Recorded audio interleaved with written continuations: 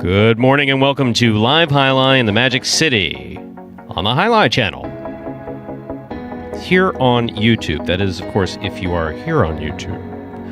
I'm Stu Nyman, and thankfully I'm here with Andrew Blackman. We're pleased to welcome you to this Sunday matinee performance. We have 9 games for you beginning at noon, an ungodly hour on a Sunday to be playing Jai-Alai. But we're glad to be here anyway. In addition to fast and fun Jai-Alai action, each of today's games offers Win, Play, Show, Quinella, Exacta, and Trifecta wagering. And for those of you new to the Jai-Alai Channel or new to Jai-Alai, if these terms are new to you, we will explain them throughout the performance. We also have a Pick 3 wager that begins in Game 4, the high-paying High 5 jackpot that begins in Game 3. And by high-paying, we mean high-paying. Last night paid out over $7,000. We're not kidding. Yeah. No, they saw you leave the building, and it hit. That's exactly what happened last night. It's back down to its $2,000 guarantee. That's all on Scott. So if it's hit today, Scott will visit you personally to hand you your cash. And the all-new Mighty Ocho jackpot that begins in Game 1. Online wagering is available at watchandwager.com, or if you're in Connecticut, mywinners.com. But placing bets is not necessary to enjoy all that we have in store for you today.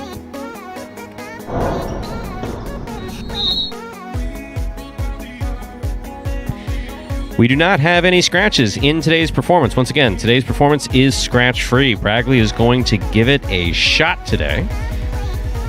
For those of you who were with us last evening for nighttime Jai-Alai, when Jai-Alai should be played, the 8 p.m. Saturday night performance, Bragley went out with a potential forearm injury, was experiencing pain, iced it down. Ice, anti-inflammatories, that's what we live by in Jai-Alai. Ice and anti-inflammatories, feeling better today. So he's going to give it a shot and see how it is. So with all that in mind, ladies and gentlemen, welcome to this Sunday matinee performance. Andrew, how are you? Welcome back. Thank you. It was good. Obviously, just getting out, making sure we're all safe. And luckily, the storm's kind of a little bit of a dud in the southern part of the state here. Don't know how it's going to be. Obviously, weather very unpredictable, but that's a good thing that it was kind of a dud there. And we're back here for this Sunday performance. And a good note about Bradley there, and a guy that you talk about with injury concerns, it kind of plagued him throughout his Jai-Alai career here. And when he goes down with an injury, any capacity, usually it's the knee or the lower body with him. Even an upper body injury, a guy that may be a little more prone to those. Good to see him back here in the program today and giving it a go. No question about it. I say that too frequently. Every now and then when you do listen, that's it's like there's actual word for it. There's a couple different words for it because it depends upon whether or not you're using it verbally or using it psychiatrically or using it neurologically. It's like a placeholder. Sure. A reflexive placeholder. Yeah, it's probably a little too much. See, that's why I should not be announcing on a Sunday before 2 in the afternoon. Too early. But hey, the fans are up. We're giving you some action here. First serve coming here at 12 noon and last day of the week, so pretty big day in store for you all. We got the Golden Cesta giveaway. That is think of it as a Player of the Week award. If you're familiar with other sports, how they have that in the NBA, NFL, pretty much all the other big 4 major sports. So the Golden Cesta goes to the player that takes the most singles wins every week here. And for this week number 13 of the season, Douglas got out of the gates hot. Looked like he was going to run away with the Golden Cesta, but it could be tested here by a couple of guys. You got Jedden, who had a grand slam, 4 for 4, 4 wins in that afternoon session yesterday. The first of 2 sessions, he got 4 wins. Didn't get any in the evening, if I'm not mistaken, Stu. No, in fact, I believe I read something on one of the message boards dealing with Jai-Alai about what's going on at Magic City. How can someone win 4 games in the matinee and then the evening, nothing? What's going on with that? What's going on? What's going on is that's Jai-Alai. He's human. No, absolutely. Yeah. He's human, and he's been playing for 3 years. Right, and 2.5 years. Right, and also the wins in those earlier games. You got Tennessee, who's got 5 on the week. El Barba playing well. He's got 3. Juice, how about Juice? He's got 3 wins as well. So Juice was playing great yesterday. Juice doing something a little new with his forehand. So Jai-Alai traditionalists will sometimes take issue with him throwing these shots and singles from the backcourt, and they're right. They're absolutely right to do that. However, if you look at him, he's one of the shorter stature players on the roster. or he's got tremendous Whips? power. Oh, He's doing a full extension on that right side that he's been working on to throw it either over the top, to throw a long carom. So, obviously there's several other parts of his game that he has to work on. But Juice, very pleased with that right side. Yeah, and pleased with the development of that right side. And it's been working here for a couple weeks now. And for Juice, it's helped him get 3 wins for fantasy. If you had Juice, a guy that was a pretty cheap play, I think it was $3, maybe $4 for Juice. He's got 32 fantasy points. And again, good segue to that. We're closing Fantasy Jai-Alai out this week, Sunday, the last performance here. Check out those standings at fantasyjai-alai.com. And if you're just joining us and new to it, you're wondering... Had you gotten home last night when I made that comment? Which one? I think you had been, because I think it's when you signed on that Andrew's here for all of your Jai-Alai fantasy needs. Oh, right after I did that. Doesn't that sound weird? Is it because I usually don't talk about fantasy? Yeah, I think for you it's just that just sounded so. But no, seriously, it sounded like one of those advertisements you see like after midnight. But I'll say it is true. We have all your we do have all your fantasy needs. Yeah, you can't say it with a straight. It is funny the way it comes out, but we are here for all your fantasy needs. Check out those Jai-Alai fantasy needs, not all fantasy needs. No, these are Jai-Alai. Some of these folks are Jai-Alai fans. We do not want to know. Let's get the noun in there. Yeah, let's get the noun in there. Absolutely. Jai-Alai fantasy needs as associated with Magic City. Hey, I'm really good at disclaimers and legal disclaimers and stuff like that. Yeah, I do that stuff pretty well. I said this. Your command of the English language there is second to none. It's sometimes okay. Sometimes pretty sharp, we'll say. But yeah, looking at the fantasy leaderboard for Week 13, and it's interesting how we're doing it just because we started here in Week 4, and this is a new fantasy game if anyone was in that 4th week and was gaining points, we didn't want to do total points as the overall tiebreaker to determine who would, win at the end of the season. So we're going to most weeks won, and there's a couple people noticing Paul Kubala. He won a week earlier in the season. Big Al, part of that doubles duel, could be in the running for that overall prize at the end. You got Machu Picchu, Choker Clown. So a couple of the names that have already won a week here in fantasy, looking to add a second week, which is really big, as we said here, because it is total weeks won, not total points earned on the season. And as we said, the reason we're doing it that way, just because some people joined late. We started it in Week 4. If you joined us maybe Week 6, Week 7, would be unfair if you've been playing every week there. So it's total weeks. A couple of guys have an opportunity to do that, and we will update you on those fantasy numbers throughout the program. And as we do every Sunday, we will update you. We'll give you the updated scores through Game 5 when we get there, so make sure to check that out before the start of Game 6. And now at 2 minutes before we get into Game number 1 here, we got a video that will explain the scoring format for the first 8 games of this performance, Spectacular 7 scoring. Here it is. Spectacular 7 singles games are played with 8 players. Each player wears a different color jersey numbered 1 through 8 on the front. These numbers are traditionally referred to as post numbers. Post numbers are used to signify the order in which the athletes will play in a game. These numbers are also used for betting purposes. Don't be confused by the numbers on the back of our jerseys. Those are just for fun. Each game begins when the player in the post 1 red jersey serves to the player in the post 2 blue jersey. The served ball must land between the 4 and 7 lines marked on the court's side wall. If the ball lands between those lines, the serve is good and play continues until one of those 2 players wins that matchup. The player who loses the matchup exits the court and waits for his next turn at the end of the rotation. It's important to note that every game has 2 rounds. The first 7 matchups in a game make up round 1. Each matchup in round 1 is worth 1 point. Round 2 refers to all matchups that take place after the 7th and final matchup of round 1. The number of matchups in round 2 varies from game to game. And in round 2, each matchup is worth 2 points. The first player to earn 7 points wins the game. And now less than a minute till that first game, and we were talking about the Golden Cesta race this week before we kind of went off into a little tangent talking about some of the play. As we said, Douglas in the lead, 10 wins this week, in second place with a chance to catch him. Jedden's got 4 games here, games 1 through 4. Good opportunity. As we said, he took 4 in the afternoon, so we know that he could rattle off a couple in a hurry. And then Ron, he's lurking back there, 3 behind Douglas, so Ron's going to need a perfect Sunday matinee performance here, but if anybody could do it, that's a guy with certainly all the skills to be able to pull it off. 0 minutes on the clock now. Let's get into game number 1, Stu. And the oh-so-loud whistle Means that it's time to begin game number 1, a spectacular 7 singles match played to 7 points. Points will double after the first round of play. Game 1 begins today's Mighty Ocho, also begins today's performance. Serving here in the red shirt of Post 1, we have CRB. Receiving in the blue shirt of Post 2 is Legend.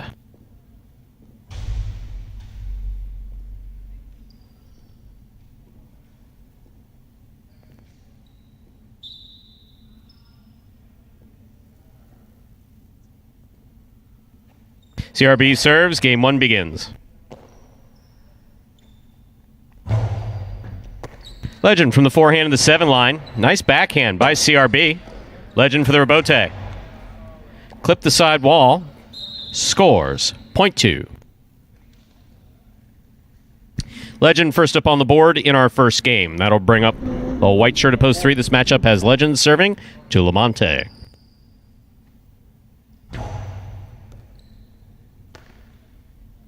Lamonte from the backhand. Rebote. Good pickup by Lamonte on the forehand. Lamonte's out of the way. Legend's there. Ball tipped at the 9 line. Point 2.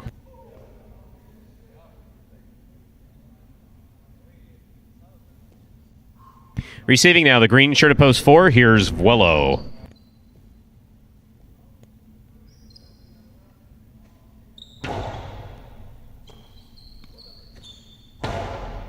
Powerful backhand by Vuelo. Vuelo coming back to the 13 line to make that catch. Strong forehand play. Passes. Legend. Legend.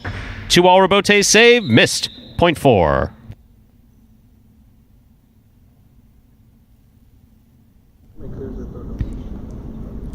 And our next matchup, Vuelo serves to the black shirt of Post 5. Here's Juice.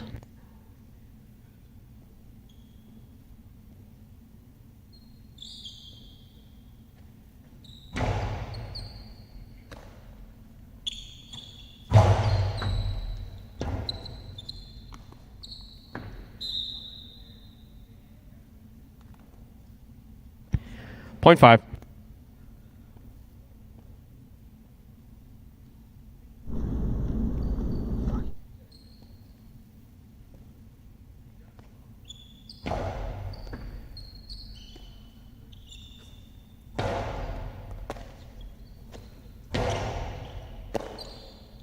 Good catch by El Barba. Juice from the 6 line. Hard throw. Gonna score. Point 5. In our next matchup, Juice will serve to the pink shirt of Post 7. Here's number 37, Tennessee.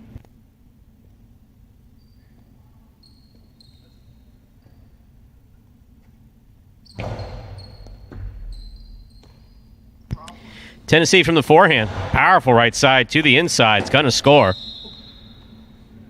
Point 7.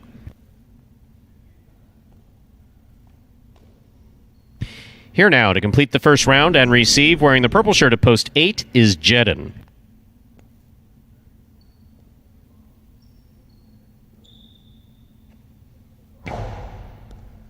Excellent serve by Tennessee. Jedden on the backhand. Rebote swing and a miss at the 8 line, point 8. That completes the first round of play. All matchups rather, are now double. First to return, Post 1, CRB.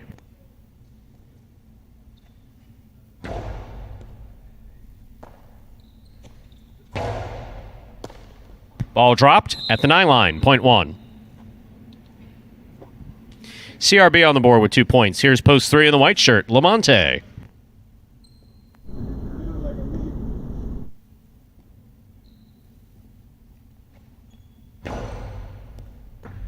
Over serve. Ball's got to land between the 4 and 7 line on the serve.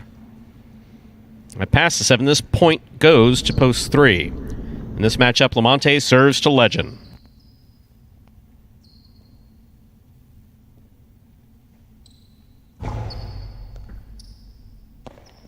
Ball dropped off the serve, point 3. 3 with 4 points, serving to Post 4. Fuelo receives.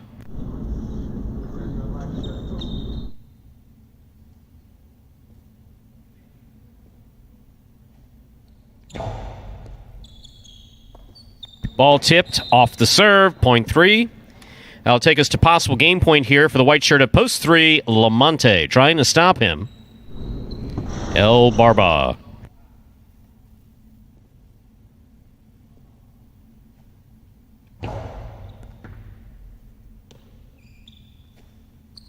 El Barba on the backhand. Good catch by Lamonte. Powerful backhand by Lamonte. Passes to the rebote. That rebote clipped the overhead screen. That's point and game, ladies and gentlemen, for the white shirt at post 3, Lamonte. Lamonte wins it. 5-1 and 2 will play off for second and third place. 5 first serves, 2-1.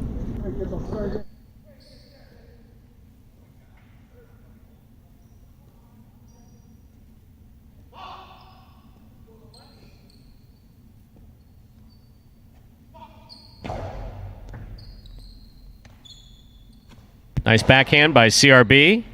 Will score. Point 1.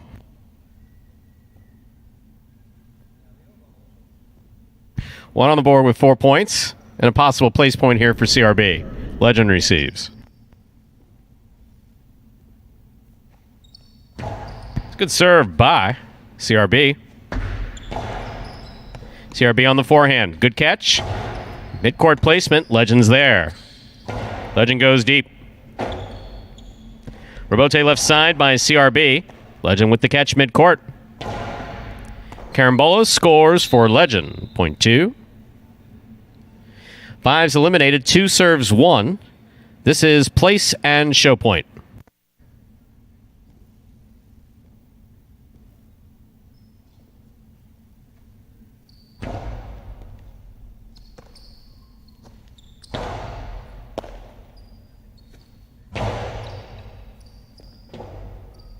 Rebote forehand by CRB. Catch by Legend.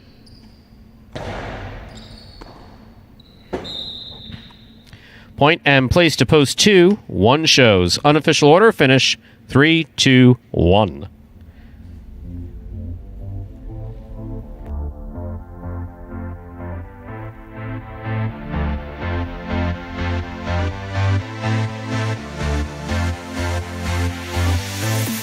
Results from Game 1 are official. Coming in first, post 3, Lamonte. Taking second, post 2, Legend.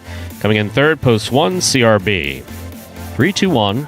The official order finish for Game 1. We'll have your prices up in just a moment. Not the most inspiring start. Not bad. Not a bad start. Not bad. Lamonte played well. And how about that first win of the week for Lamonte? There's only he's been struggling all week. There's no question about that. He's been struggling. A couple of guys that haven't found the win column: Bradley, Anderluck, Ben, CRB, Fred, Lamonte. Chalk one up for him. 1 win, 1 place, 2 shows, 12 fantasy points for a $2 value. Not bad. Douglas, Ron, Lamonte, probably pretty close up there. That win certainly helps as the price is up on the screen now. The $2 Quinella 2-3. That's first and second in any order. So that's 2-3 or 3-2. $59.20. That's a nice way to start a Quinella. Or for those of you who prefer the other pronunciation, Quinella. Trifecta, that's first, second, and third place finishing. 3-2-1, $497.80. Up next, Game 2, Spectacular 7 singles match.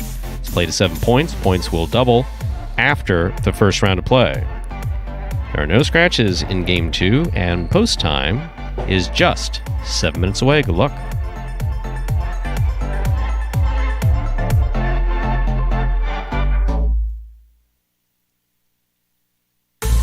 And to get you up to that second game, for those of you that may be new to the sport here, wondering what exactly is going on, well, we got this video that will explain in simpler terms how the sport of highlight here is played.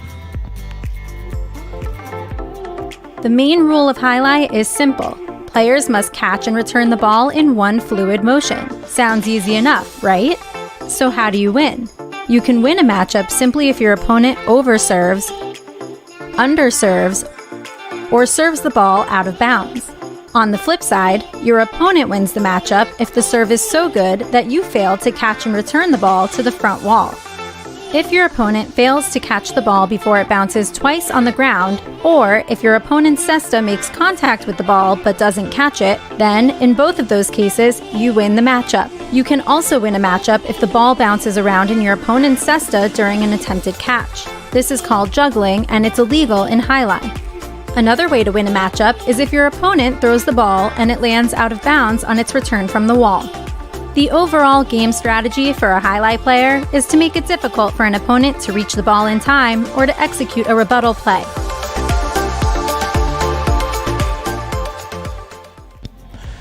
And now 5 minutes until we get into game number 2. Game 2 now 5 minutes away. And as we said there, Lamonte, first win of the week.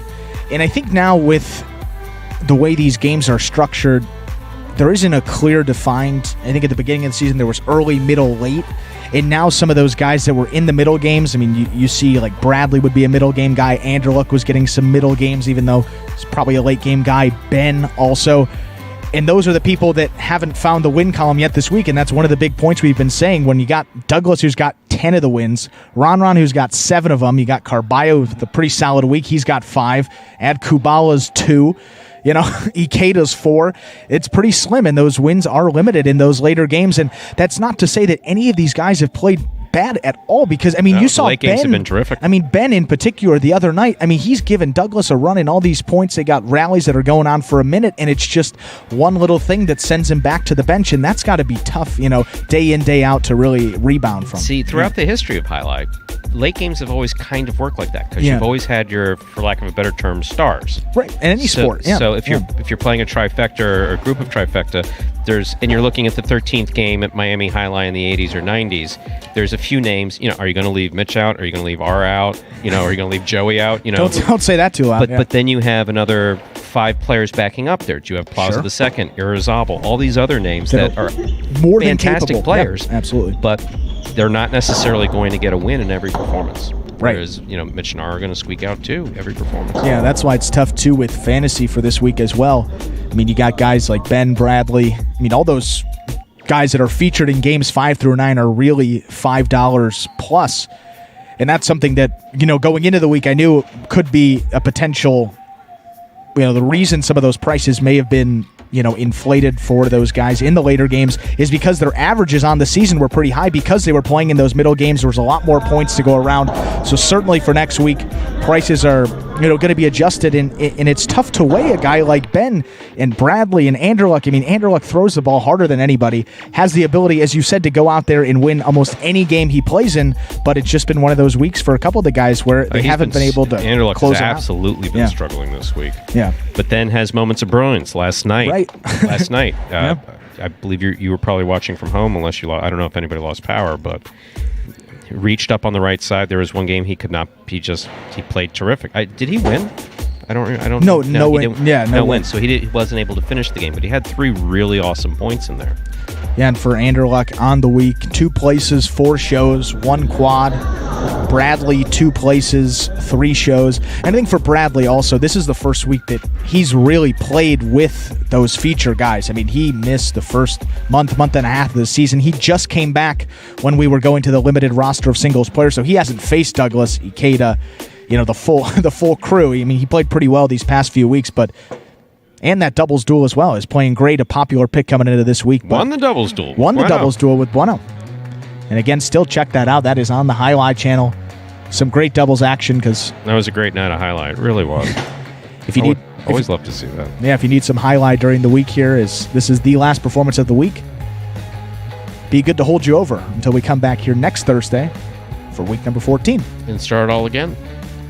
Less than a minute to go until we begin game number 2. Someone once referred to Jai-Alai as the circus that never moves.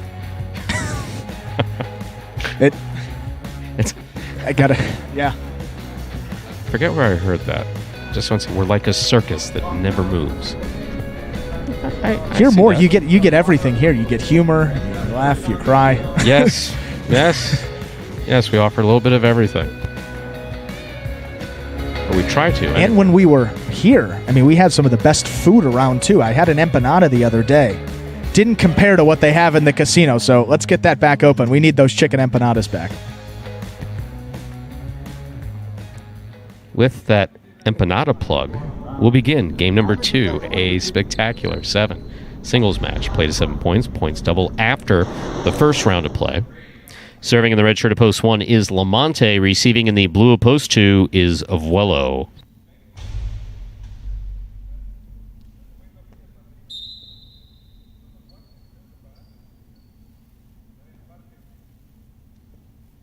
Lamonte serves. We begin game 2. Ball thrown to the feet of Lamonte, where it scores point 2.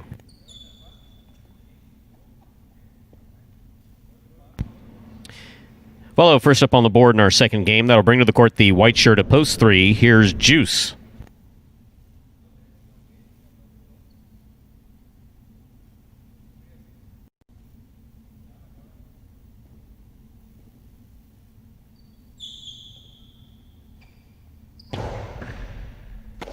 Juice running up on the ball.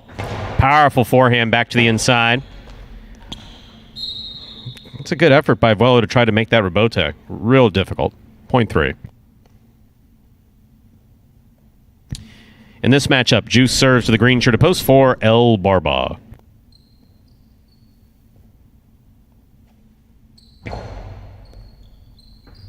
Excellent serve by Juice.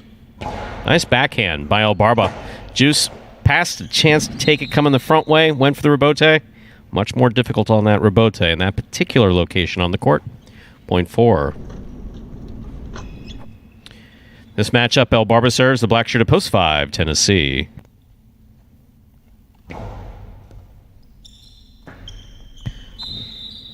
Tie goes to the wall. Point 4.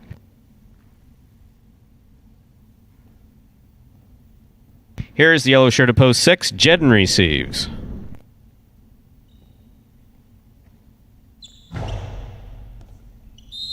Over serve.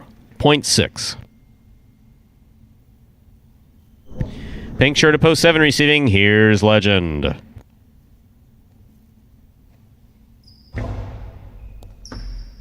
Over serve. Point 7.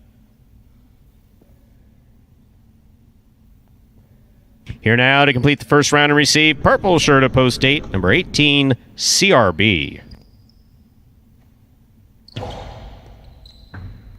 Good catch by CRB off a good serve by Legend. That's a beautiful backhand by CRB.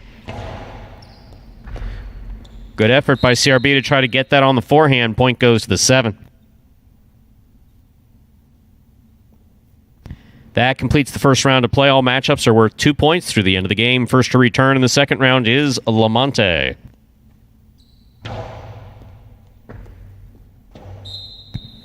Point 7. Legend has 4 points. Receiving. Blue at post 2. Avuelo.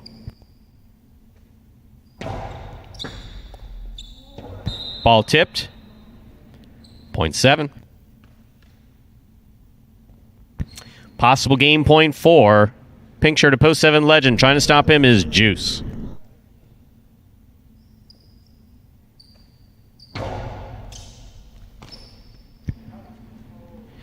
Juice saw Legend running behind him. Try to get it slow. Not slow enough. Good try, though. Powerful forehand by Juice. Rebote. Low and inside. Juice with a great catch. Nice costado by Juice. What an effort by Juice to try to make that rebote. Point end game, post 7. The pink shirt. Legend. 7 wins it. 4 places. 6, 2, and 3 will play off for third place. 6 first serves. 2-2.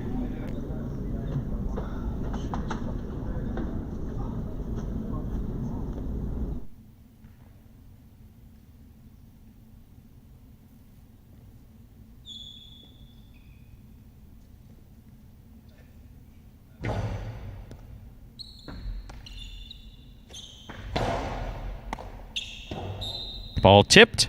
Point 2.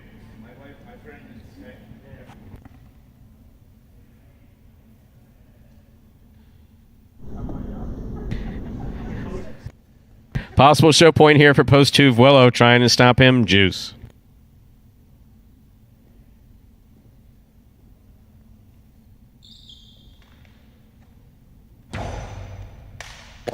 Juice on the catch. Hard throw to the inside. Gets out of the way. Don't step in front of him, please, God in heaven. Ooh. Point 3. Okie dokie. This is show point. 3's going to serve to 2.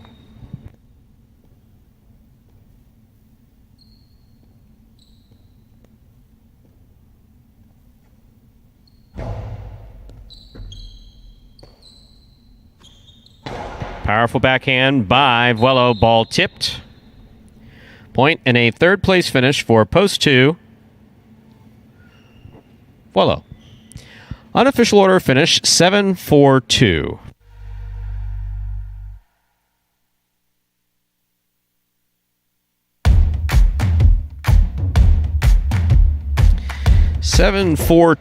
Is the official order finish for game 2. I really thought Juice was going to come off the wall and walk right into that reverse. I mean, I just saw him getting up. Obviously, we train players to make a play on the inside, then you move back out to the outside. But you obviously, everything about highlight is nuance, and it's hard. You can't teach nuance. That's right. Experience on the court. Fortunately, Juice looked up, saw the backhand coming, and did not walk into it. Prices are up from game 2. The $2 Quinella, 4-7. That's 4-7 or 7-4, $32.40. Trifecta, 7-4-2. That's first, second, and third place finishing, $373.20. And a very respectable win price, $2 on 7 to win. Return $21.20. That's nice. And up next, ladies and gentlemen, is our third game. More importantly, it's game 3 in the beginning of the high 5. The best wager in all of parimutuel wagering in these United States. The high 5 at Magic City, which begins in game 3, a $2,000 guarantee. There are no scratches for game 3. No scratches in today's performance. Post time for game 3, just about 7 minutes away. Good luck.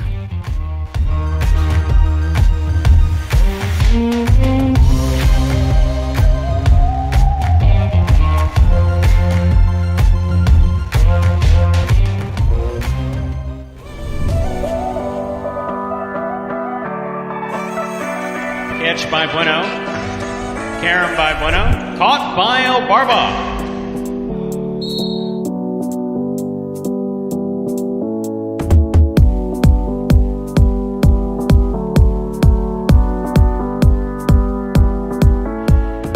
Robote left side. Lamonte makes the catch. Returns a Carom that's gonna score.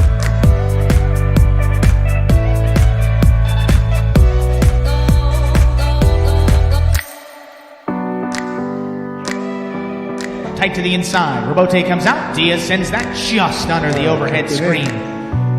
High bouncer comes Ancier. Just in front of the 11 line. That's a long Carom. That one will score.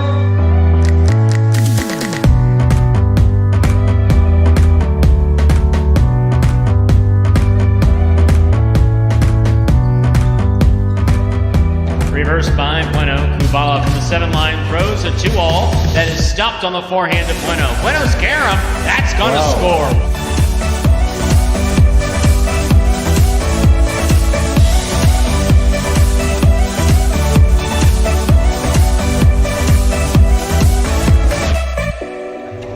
Wow. Carballo takes it in the air. Throws a Carom back to the outside, and that scores. What a shot.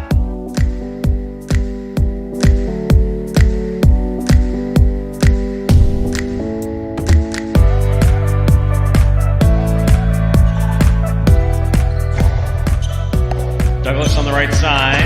Sidearm. Carom opens up beautifully.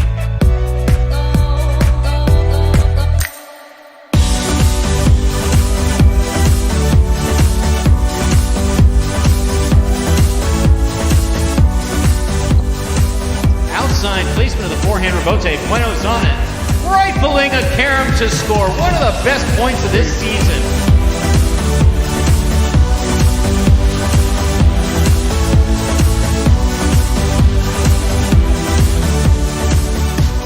Bradley from the 10 line. Over the top to the inside. Kubala's there. Carom by Kubala's what a going to shot. score.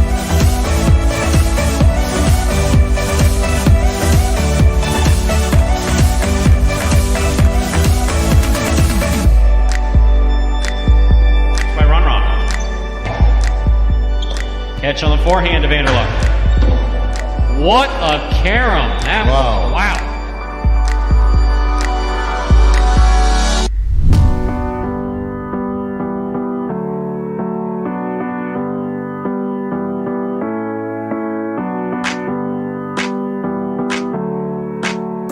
Here's the reverse. Caught by Ron. 2-all by Ron. Caught by Douglas. Nice. Carom by Douglas. Wow.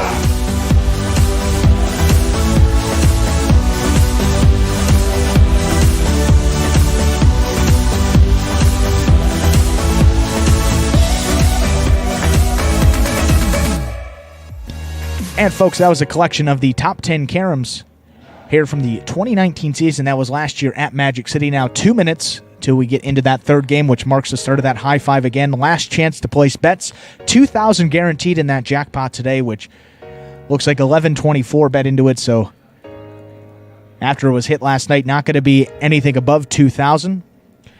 And with that high five, pick the winners of games 3 through 7. You got to be the only winning ticket. And you got to hit 5 out of 5 to get that $2,000 in the jackpot. And then you can get as many $1 combinations as you like. That's a $1 bet. Play as many times as you like.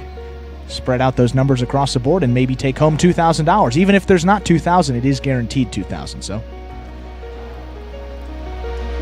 still the potential to take home decent chunk of change, Stu. Yeah, $2,000 would be nice right now. Which is why I have never placed a bet on Jai-Alai. No, not happening. Sorry, you couldn't hear what someone just said in my ear. Yeah. Someone said, "No, this is going to be the year you're going to do it." I responded into the microphone. No, No. it will not be. No, I want to enjoy every point. I want to enjoy every point. Besides, I'm not going to say where, but I have seen an announcer or two holding a ticket in their hand while announcing. When I kind of snuck in as manager there in my tie and just kind of gave the look from behind, went, really? Yeah. Because you never want an announcer there going, 0.2, 0.3. Right. No. Making Don't- calls? Yeah, No. yeah, exactly. No. Now, that is one of the benefits of never having wagered on Jai-Alai. I've been able to enjoy every point. You certainly don't get any mixed emotions. You really Nope. just enjoy it for what it is. And, Absolutely. it's a better way to do it. I know I missed that certain buzz or whatever it is that comes with it. Just not Doesn't right. do it for you. No. Just doesn't. We're ready to begin game number 3, a spectacular 7 singles match. Played to 7 points. Points double after the first round of play. It's probably all the psych meds when I was younger.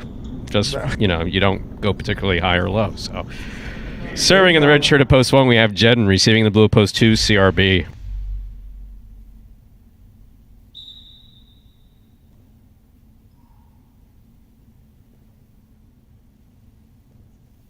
There's a serve by Jedden. We begin our third game. CRB hard to the inside. Good forehand rebote by CRB. Jedden moving up on it aggressively. Outside placement. CRB read it. Returns a carom. Great stop by Jedden. Yep. And what hustle to try to get that ball to the front wall. That was beautiful. Yeah. And that is a brilliant play by CRB. These two players just played great Jai-Alai. That's Jaialai. Very good. Point 2.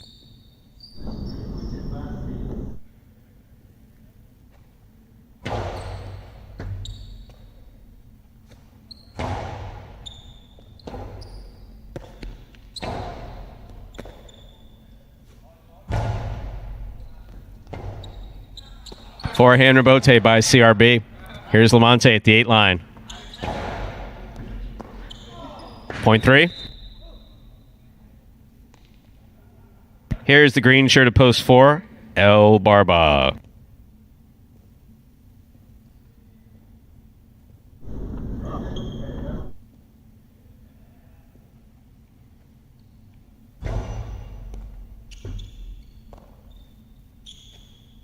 Nice backhand by El Barba. Good catch by Lamonte. Pickup by El Barba at the 12 line. Lamonte midcourt makes the catch. Good pickup by El Barba. Great control on that backhand. Forehand rebote. Lamonte hanging in there. El Barba makes the catch. Good effort on that point. Point goes to the 4. 4 serves to the black shirt at post 5. Here's Juice.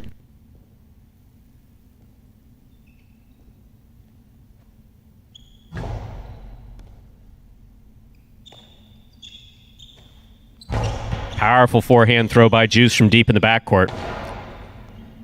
He catches another one on the forehand. This one's lower. El Barba moves in, steps in front of him, makes a great catch. Juice from the 11 line. Low and hard again. Another great catch by El Barba. El Barba just above the pad on the left side. Kind of a cortada de jada combination there for Juice. Will score 0.5.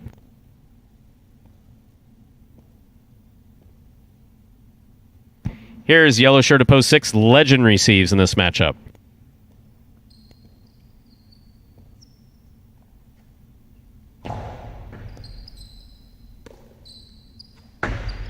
Long carom with a spin by Legend. Caught by Juice.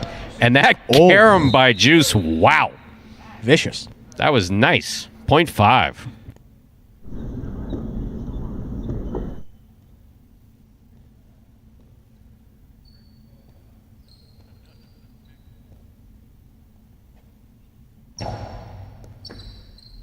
Here's Tennessee from the left side.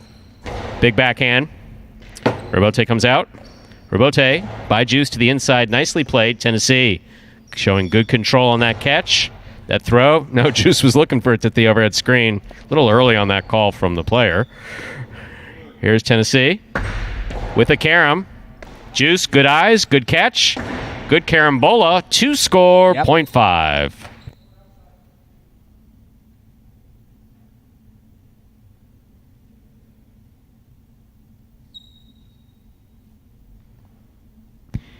Now receiving purple shirt at post 8 to complete the first round, we have Willow.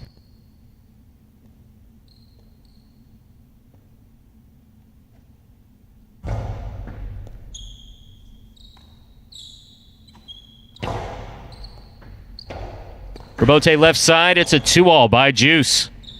Willow hangs in there, makes a great catch. Juice from the forehand. Hard to the inside, good catch by Willow. Willow high to the front wall. Juice from the 9 line with a drop ball, 0.8. That completes the first round of play. All matchups are now worth 2 points through the end of the game. Willow is serving to the returning 1 post, and the red shirt is Jedin.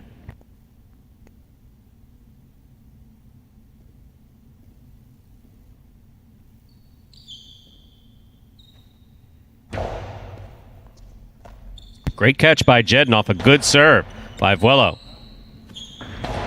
Reverse 2-all caught in the air by Jedin and a great catch. Rebote, 2-all.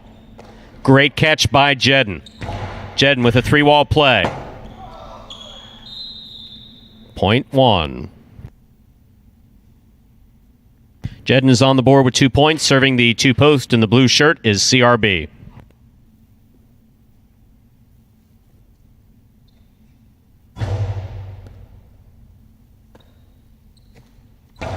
Nice backhand throw by CRB. Rebote by Jedin. Hard thrown and scoring. 0.1. Jedin has 4 points. Here's post 3, Lamonte.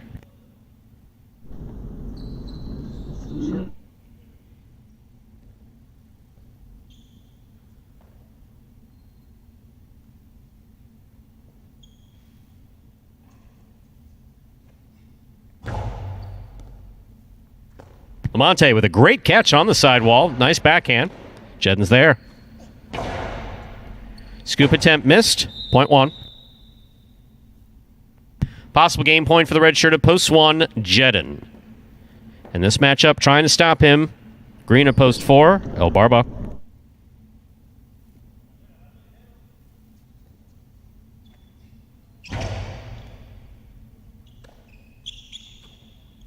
El Barba keeps it way inside. Jed missed it first time round, and the rebote, 0.4. Play continues in our third game. El Barba will now serve to the returning post 6. In the yellow shirt, we have Legend.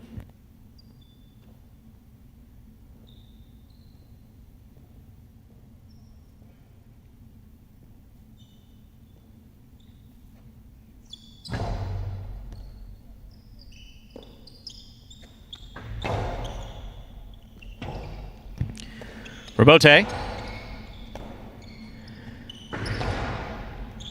Good catch on the forehand of El Barba. He goes hard to the inside. Legend at the 12 line.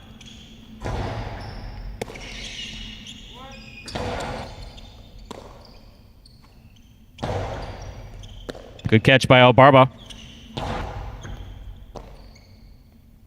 Legend. El Barba makes the catch, holds on to it. There's the backhand. Rebote for Legend. To the outside. Here's El Barba. Carambola deep and scoring 0.4. Possible game point. Green shirt at post 4. El Barba. Trying to stop him. In the pink of post 7 is Tennessee.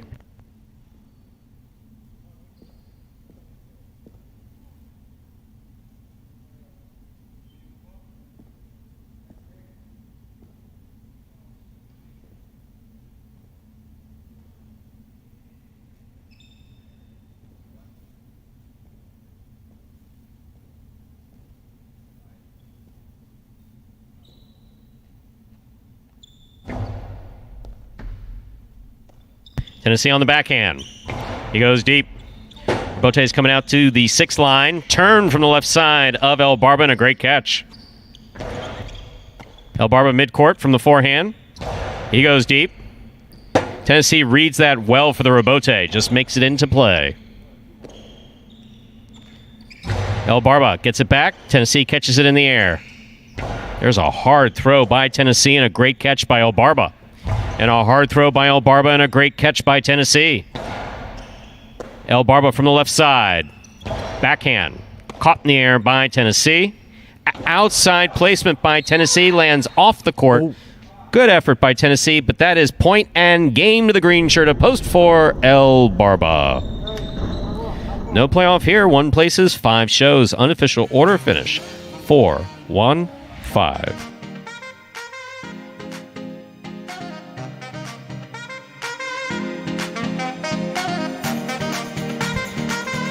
It's official. Coming in first, post 4, El Barba. Taking second, post 1, Jedden.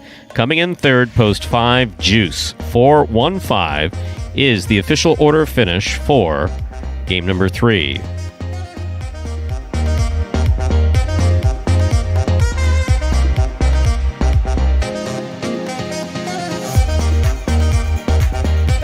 That was some nice play there at the end. Great point. Tennessee. It was a tremendous point. We had a couple. The point earlier in the game between Jedden and, why I got so excited about that was those were guys who were thinking about the shots that they wanted to make. And no one can see you. I'm talking to Ben, who's wandering around the court aimlessly without a helmet. Let's talk about the prices, shall we? $2 quinella. 1-4. That's 1-4 or 4-1. First and second in any order. $27.40. The trifecta, 4-1-5, $2.58 even. And now they can see you. Thanks, Ron. Thanks for getting that up. I appreciate that. See, this is what I have to deal with. People think I'm too hard on these guys, right? And this is the crap I have to deal with. Well, we just He should be stretching or running around the parking lot or getting ready to play these games. And why isn't anybody practicing? That's what I was going to say. I feel it's awfully quiet for... Hello, CRB legend Juice Lamonte. Where? Okay. First practice. Moving on.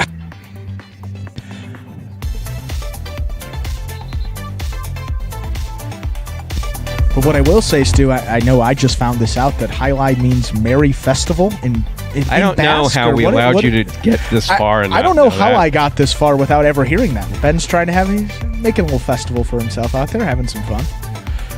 That's a stretch. Festival for one. one. You should know better than that. You've worked with me long enough to know I'm not going to give you that one. No, he's being not a pain close. in the ass is what he's being. He saw the other guys not practicing, wanted to draw attention to it. Something we may have liked to have kept off camera, but of course our camera folks have a good sense of humor too and like to get in on the action every now and then. That's what that was about. Now, entertaining? Yeah, maybe a little entertaining. Not for me. But they are not here for my entertainment. Did I talk about the prices, or haven't I said anything about the prices? We haven't said anything. I'll say them again. Much. Yeah, we'll do it again. So $2 Quinella, 1-4. That's 1-4-4-1, $27.40. Trifecta is a first, second, and third place finish. 4-1-5, $258 even. Up next is Game 4. Look, there's some guys practicing. It's a miracle. Game 4, a spectacular 7 singles match, played to 7 points. Points will double after the first round of play. There are no scratches in our fourth game. Game 4 does begin today's Pick 3. Post time for Game 4 is just 7 minutes away. I really got the name El Barba from Coach JR. You know, like the first day I came into practice, he was like, "Oh, La Barbas." You know, he called me the beard. And, you know, it kind of just stuck.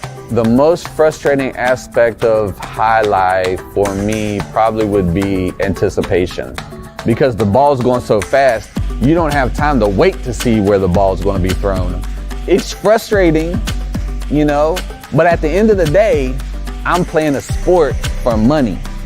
Okay, my goal is to go out there, win every point, as soon as I step on the court, win the game, and call that game a day. You know, that's it. You're a sportsman, aren't you? Sort of. You like Jai-Alai? I like the way it's spelled. Me too. Yes, with a J. How'd that get in there? I can handle your workload without any help. Andy Glam, former J. Crew employee.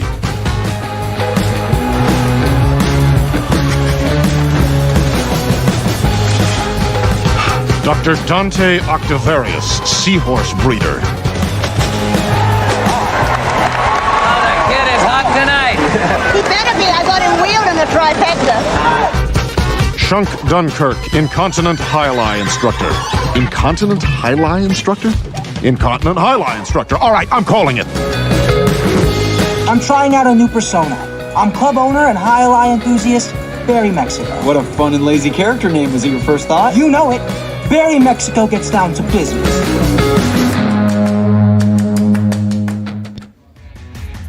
And now we have 4 minutes. Sorry, 2 minutes to Game 4. Wow, 2 minutes to game number 4. That's what happens when you get distracted by BS. You can't tell time anymore.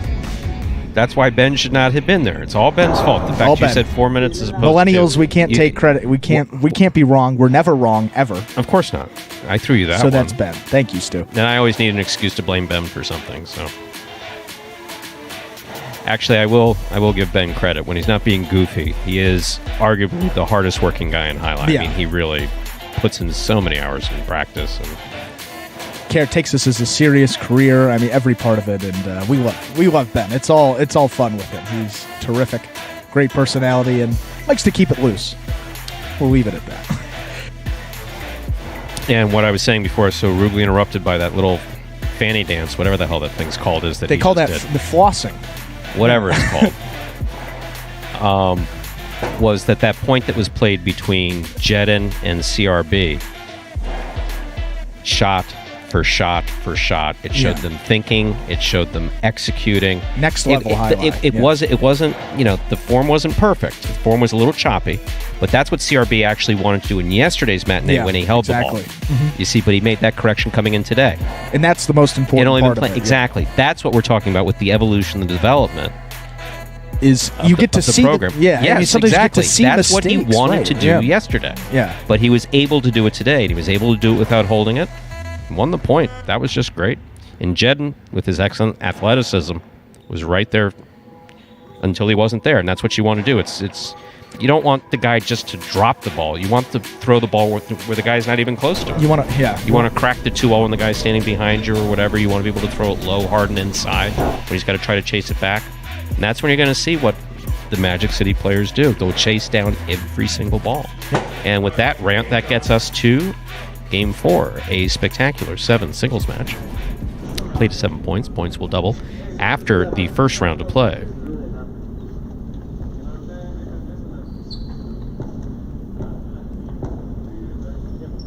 Serving in the red shirt at post 1, Speak of the Devil, number 18, CRB.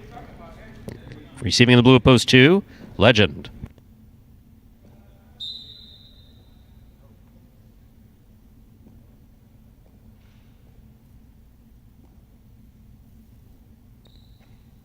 There's the serve. Game 4 begins.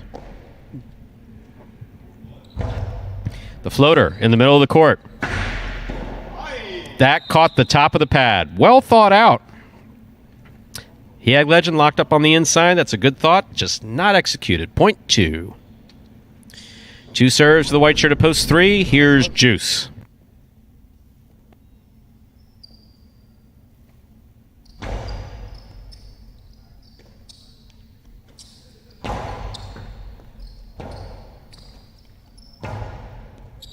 Juice moves up aggressively, takes it on the forehand, rifles this from the right side. Floater's up in the middle of the court, and scoring, point 2.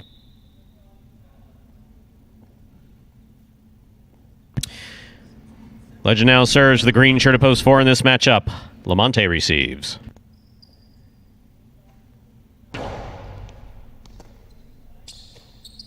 Monte, nice backhand, caught in the air by Legend.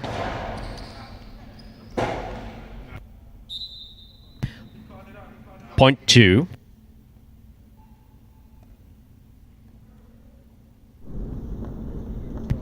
Interference was requested and denied. 2 now serves to the black shirt of post 5. Vuelo receives.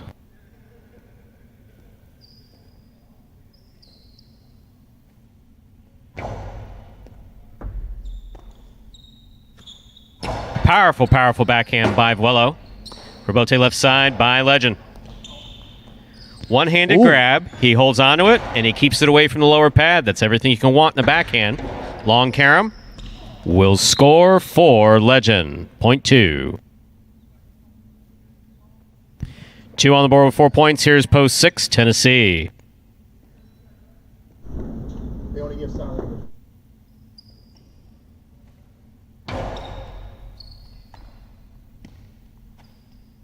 Tennessee with a hard throw to the inside. Ball tipped away. Point 6.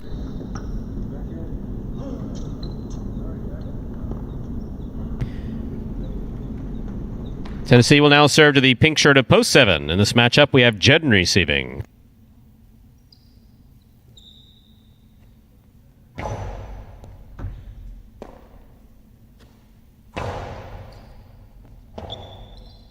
Forehand rebote, nicely played by Tennessee. Tennessee moves up, makes the catch. Nice backhand. Jedden goes to the floor to try to make that rebote. It hit the pad, point 6. Here now to complete the first round and receive, wearing the purple shirt of post 8, is El Barba.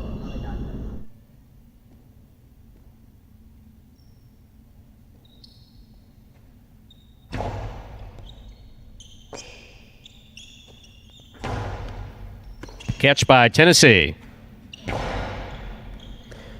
El Barba from the 11 line. Nice forehand. Ball tipped. First time round. Point 6.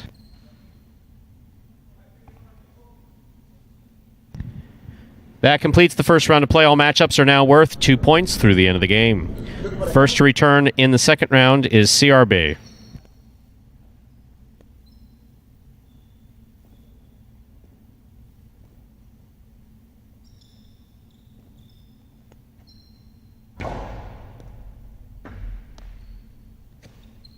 Low, hard backhand by CRB. Caught in the air by Tennessee. Tennessee gets this out to the rebote. What a nice rebote forehand by CRB. CRB makes a good catch in the air at the 9 line. Tennessee, left side. Low and hard. Caught in the air by CRB. CRB goes deep. CRB moves around Tennessee. Makes a good catch. Wow. The Dejada scores. No, it didn't touch the pad. No. No. Yep. No. Now Tennessee comes back and sits down, and CRB serves. That's the way it works. That was a nice shot. Point one. Here's the white shirt at post 3. Juice.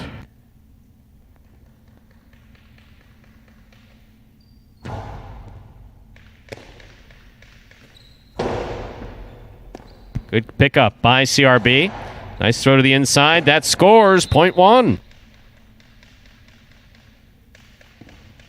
One on the board with 4 points. Here's post 4. In this matchup, CRB will serve to Lamonte.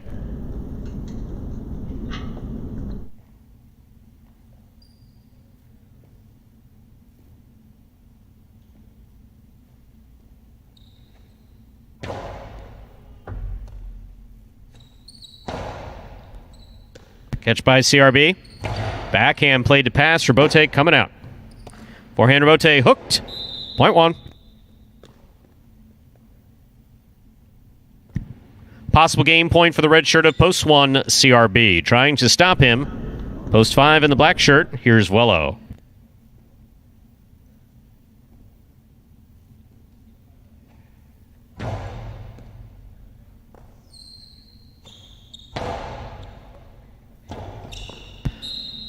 Point 5. Play continues.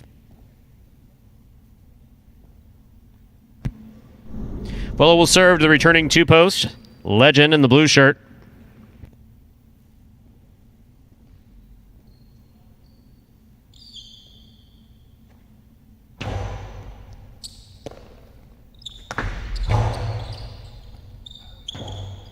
Wello hangs in there, turns around and makes a great Rebote save. That's going to score. Excellent play by Vuelo, point 5. 5 on the board with 4 points. Here's post 7, Jedin.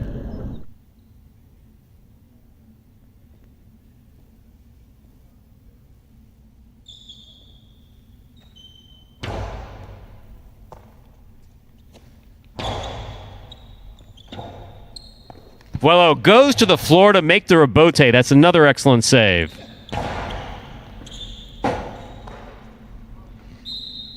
Point 7.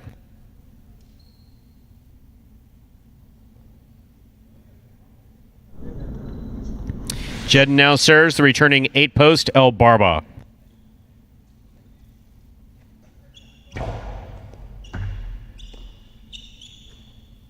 Powerful backhand by El Barba. Rebote, swing and a miss. Point 8.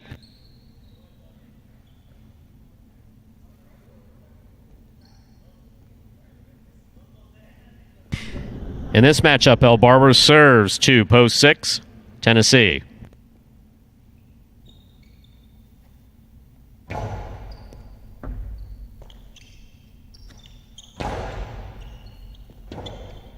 Rebote forehand by El Barba, nicely played. Here's Tennessee from the 11 line. Hard to the inside. El Barba sets up. Rebote left side, clipped the side wall. Tennessee's on it with the forehand. Carom by Tennessee does not cut out. El Barba's got it to the outside. Carambola picked off from the left side of Tennessee. Strong backhand will score. Well played by El Barba and Tennessee. Point 6.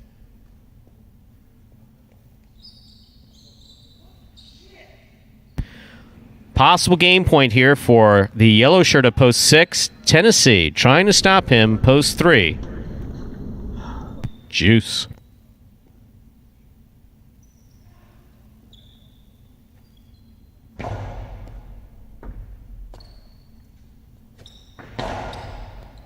Great pickup by Tennessee. Reaching around Juice to make that catch. Juice to the floor. Snaps a Rebote on the left side. Tennessee going for the more difficult Rebote. Good effort. Point 3. 3 on the board with 2 points. Here's post 4, Lamonte.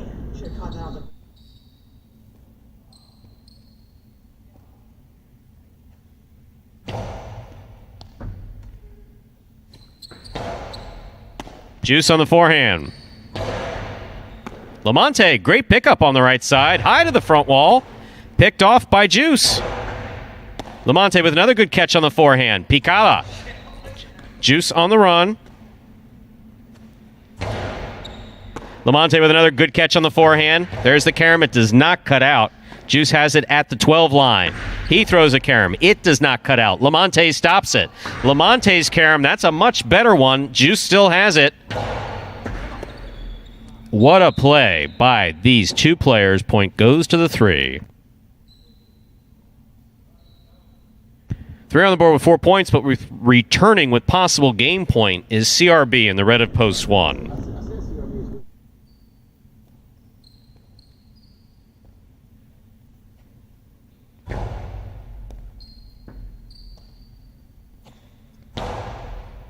Catch by Juice. Forehand rebote hooked by CRB, point 3. Possible game point for the red shirt, for the white shirt rather, of post 3. Juice trying to stop him, post 2. Legend.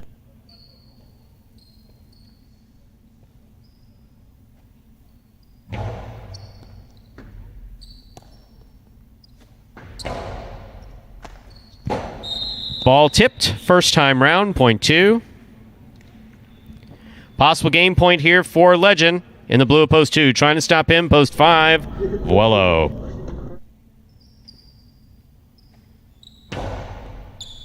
Vuelo with a good catch. Powerful backhand. Rebote comes low and scores. Point 5. Possible game point for the black shirt at post 5. Vuelo trying to stop him. The pink of post 7. Jedden.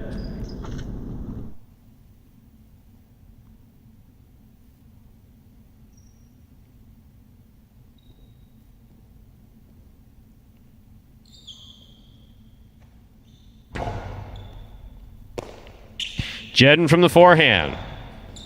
Good pickup by Vuelo. Hard throw. Jedden makes the catch. Rebote left side to the inside. Nicely played by Vuelo. With a hop, Jedden makes the catch. Holds onto it. Catch on the forehand of Vuelo. Another hard throw. Jedden with a tip ball. That is point and game to the black shirt of post 5, Vuelo. This is place point. 1 serves to 3. There will then be a playoff for show.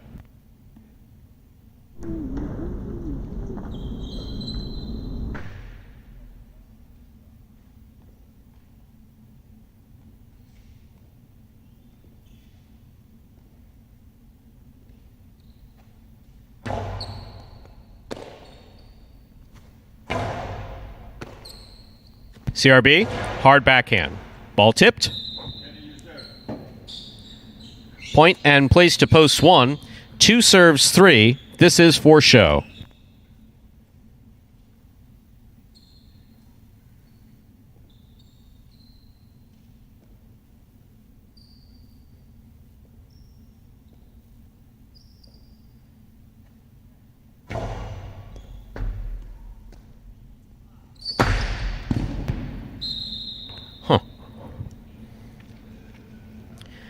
Point in a third place finish for post 2, Legend.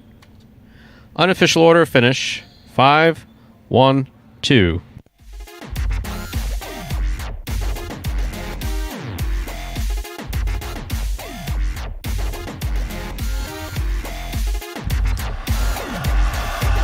And I did not make a comment about that long carom because it didn't have a chance. So that's why there was no reason to. Yeah. No. Don't need to get into that. No. But I will say that was a really good game for it. I mean, absolutely. Given some of those points there was a rally with Juice and Lamonte had a long rally. Couple of guys out there. 5 guys had game possible points. game point. Yep. We saw an assault. Did you see the assault on the court? Yep. Did you see Vuelo assault Jedden there? I believe in football they call what Jedden does maybe encroachment. It's one of the drawbacks of having football players is it is. The screening you're saying? Yeah, that was nonsense. Where they try to maybe slide. No, in front because of it to eventually obstruct guys the are going to view. get pissed and they're going to and there's absolutely no place for that in highlight. Can you imagine being frustrated? 6 possible game points. Everybody's like, "Oh, I'm about to leave the court. I played the early games. I have to get off the court." And all of a sudden, they start throwing punches on the court. No. We can't survive that. So that will be a conversation. Pretty much well with the entire roster later. Okie dokie. 5-1-2 is the official order of finish for Game 4. $2 Quinella 1-5. That's 1-5 or 5-1. $77.20. Trifecta 5-1-2. $419.40. The trifecta of 5-1-2 is first, second, and third place finish. And the win, 5 to win, returning $36.80. First number for today's Pick 3, the number 5. Up next, Game 5 in a new crop of players. Not a new crop, actually. It's just what we like to call the feature games. A spectacular 7 singles match. Play to 7 points. Points double after the first round of play. There are no scratches in Game 5. And post time is 7 minutes away. Good luck. I would say my biggest motivation, definitely not to be the worst. I definitely don't want to be the worst out there, so every time I get out there, I try to be better than that person I'm playing with or against. When I go out there, I really care what they're doing. I just want to be better than them. Yeah, that would be my major motivation right there. I'd hope to accomplish just to place higher than I did last year or the year before that. Top 5. In this new 2020 season, I plan on just executing my shots a lot better to score the point and finish it as quickly as possible, and just continue practicing as much as I can. Just practice, practice, practice. And that was a video from the Game 4 winner of Willow, who is currently talking to law enforcement about the assault that we saw on the court. We'll try to talk Jedden out of pressing charges, but Jedden being in law enforcement, we're going to have to see how that one goes. Not the guy to, I don't know. To do it to. I don't know. We'll see how that transpires. We'll keep you updated on that. And for Flo on the season here, on the week, win number 3 for him. Missed a couple of these last few weeks. So number 22 for him on the season. He is now tied with Jedden. How about that? Tied with Jedden. They are in 11th place overall at 22 wins apiece. And in case we have any new fans who may have missed this explanation video at the top of the program, well, here it is again to explain in simpler terms how the game of Jai-Alai here is played. Take a look. The main rule of Jai-Alai is simple. Players must catch and return the ball in one fluid motion. Sounds easy enough, right? So how do you win? You can win a matchup simply if your opponent overserves, underserves, or serves the ball out of bounds. On the flip side, your opponent wins the matchup if the serve is so good that you fail to catch and return the ball to the front wall. If your opponent fails to catch the ball before it bounces twice on the ground, or if your opponent's cesta makes contact with the ball but doesn't catch it, then, in both of those cases, you win the matchup. You can also win a matchup if the ball bounces around in your opponent's cesta during an attempted catch. This is called juggling, and it's illegal in Jai-Alai. Another way to win a matchup is if your opponent throws the ball and it lands out of bounds on its return from the wall. The overall game strategy for a Jai-Alai player is to make it difficult for an opponent to reach the ball in time or to execute a rebuttal play.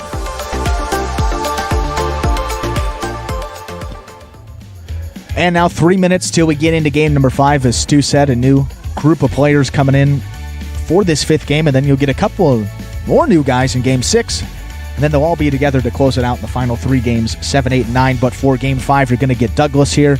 And as we said, the leader, in the driver's seat for that Golden Cesta this week. It's one of those awards, not a monetary award, just one of those things we do for fun here at Magic City. Kind of like a Player of the Week award in other of those major sports, the Big 4 sports there. So Douglas, 10 wins for him on the week in singles play.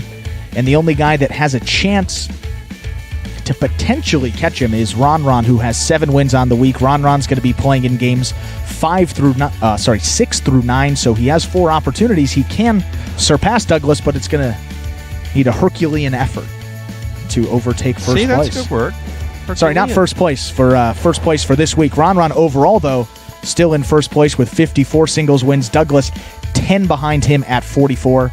And as we said here, $15,000 bonus given to the person that ends the season with the most singles wins, $10,000 for second, $5,000 for third. So important to be in the top 3.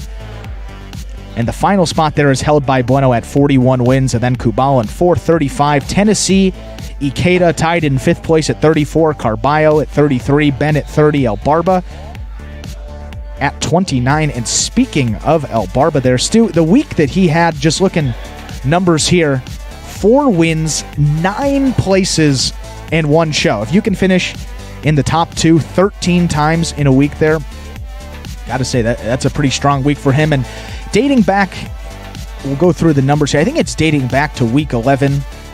I mean, he's just been he's really been great out there. Everything, it just seems more composed, playing within himself, not getting too emotional out there, and I think that has really helped him. And we saw one little smash of the like button there to end it, but his last game of the week. So El Barba, give him credit there. And if you have him in fantasy, I saw a couple of the guys there at the top there. All of those entries there have El Barba. He seems to be the difference maker for fantasy. I mean, always one of those cheap middle value guys that, some people like him, some people don't, and refuse to take him. But if you pick him, man, it's helped you out these couple of weeks in fantasy. He is really, I think, total. If you did who played on the winning lineup, who was featured in the winning lineup each week, I think El Barba is the guy that has been in there the most times. We'll get that stat for you next week. I think that'll be an interesting one for the fans out there that participate in fantasy, Stu. Agreed. That takes us to the beginning of Game 5. Spectacular 7 singles match. Played to 7 points. Points double after the first round of play. Serving in the red shirt of post 1 is Andrew Luck. Receiving in the blue of post 2 is Tennessee.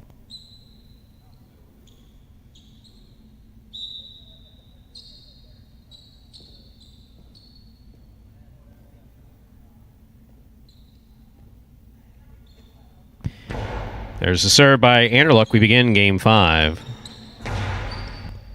Andrew Luck with a hop makes the catch.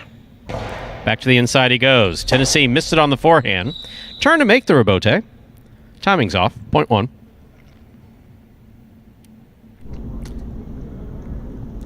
That'll bring to the court the white shirt of post 3. This matchup has Andrew Luck serving to Ben.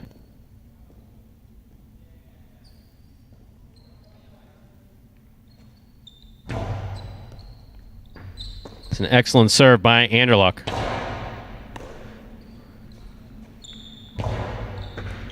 Ben makes the catch on the forehand. Ben trying to get some bounce out of the ball. Ball tipped on the forehand of Andrew Luck. Point 3. Green shirt of post 4. Bueno receives.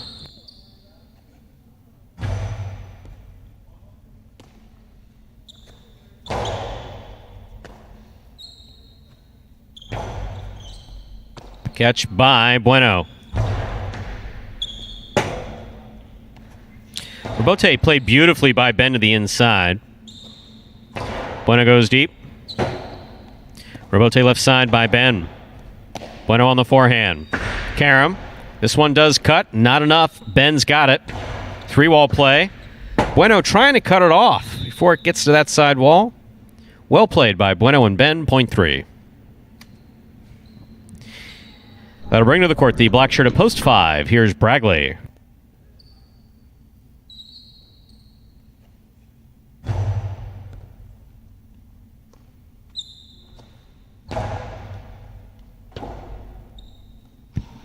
Point 5. That'll bring to the court the yellow shirt of post 6. Here's Douglas.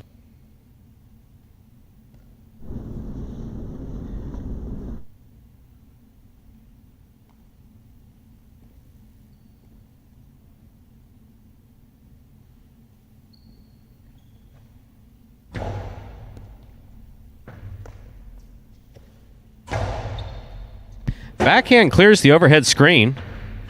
Bragley's doesn't. Point 6.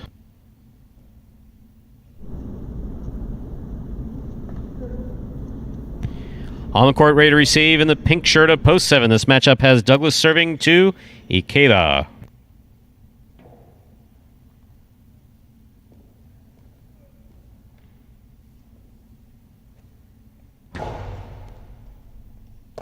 Ikeda on the left side. Rebote 2-all by Douglas. Lands in and scores. Point 6.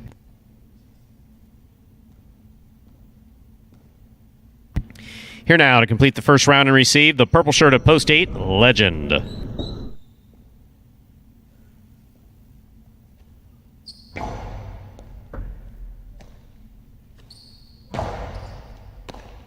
Douglas from the 9 line. Sends it deep. Rebote by Legend. Catch by Douglas. Point 6.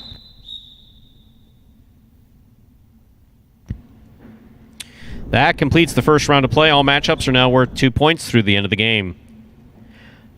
First to return in the second round is the blue of post 2, Tennessee.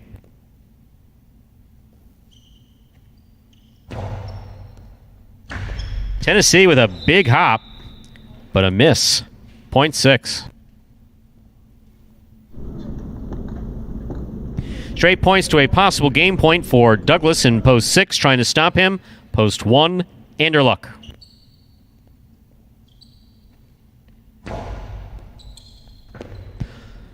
Point and a perfect game to the yellow shirt of post 6, Douglas.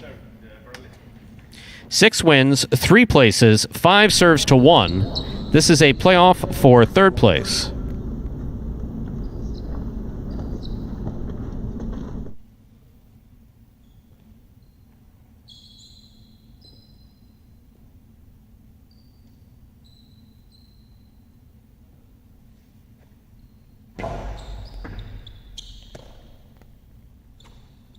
Powerful forehand play to pass by Anderluck.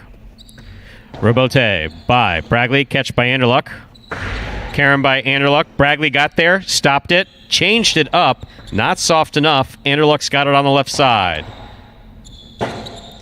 Rebote by Bragley. To the inside it stays, and it scores. Point and a third place finish for Bragley in the black of post 5. Unofficial order finish 6-3-5.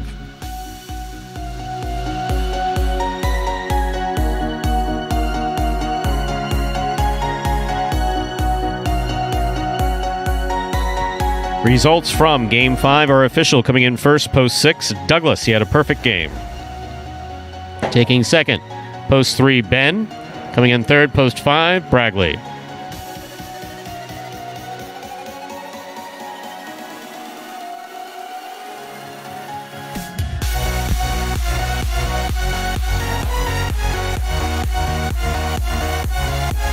Overall, not a bad start for the later game players. They'll tend to warm up. Yeah, and with that win there, we can just say it right now. Douglas clinched the Golden Cesta for this week. Most singles wins. That was number 11. That's his first week back from his 3-week departure. And first week back, so all the more impressive there. Congratulations to Douglas. And, well, we'll check it out. We got the prices first. That may be his first Golden Cesta of the year, so we'll get you that number here, but Stu's got the prices first. $2 Quinella. That's first and second in any order, 3-6 or 6-3, $19.60. The trifecta, 6-3-5, $137.80. Up next, Game 6, Spectacular 7 singles match. Play to 7 points, points double after the first round of play. Game 6 will close out the pick 3 for this Sunday afternoon. Post time for game number 6. Now just 7 minutes away. Good luck. Being the overall champ in the rookie season was great. I put in hours and hours of hard work in the off-season practicing, and just to show that it paid off in the end, it was really great. My goal for the 2020 season is to stay healthy, play to the best I can, but definitely I would love to repeat winning singles and doubles again this year. Like I said, I think it's going to be a lot harder, but it's definitely a push that I want, and I'm happy that everybody's getting better, and it's going to be harder for me because it pushes me to be better, and that's what I want ultimately. I would love to be the champ again this year. I am definitely going to try my best. Like I said, the competition is getting better every day, and so I'm going to push to be the best again, but we'll see. It's going to be a long 7-month season, and I'll hope to repeat what I did again. Remind me of Hustle City, man. Everybody got more than one gig. One stop, boy, $20. I'm not your neighborhood Uber driver. I do luxury. And then I have another job. I play highlight. I have this crazy idea. Do you think we could send something out to all the ex-athletes for the last 20 years and say, we're looking to hire and train highlight players? When I first got the email, I thought it was pranking me. I need some clarity on this. I went on YouTube and I Googled highlights. I was like, Jai-Alai. They paying us, man, and we can win big money. Let me see what this is all about. That's what you gotta do. Get some money. The players taking the court are all athletes you may recognize. Baseball, football, track and field. Having the work, play Division I sport, and then I had a child on the way, so I dropped out. The crack era was tough. Sports in general was a way out of our environment. It's really game time now, man. Blood, sweat, and tears. We got the streets on fire. This is gonna be the first time that my kids will be able to sit in the audience and root for their father. Who wants it more? This is a sacrifice I think is going to pay off in the end. This is a dream for me. I gotta win. Can't get drama better than this. Highlight became the new hustle. Let's get ready to play.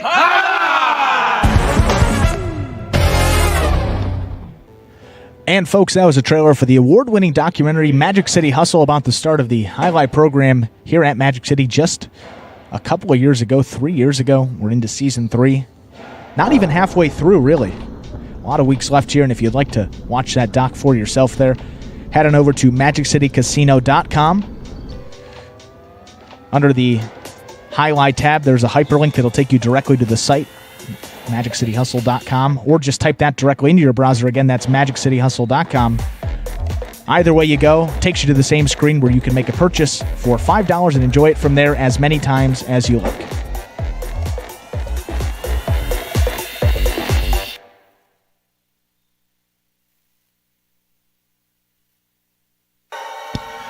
And so, updating you on the Golden Cesta for this week, it would be Douglas's first Golden Cesta, but spoke a little too soon. Ron still with an opportunity to maybe play spoiler here.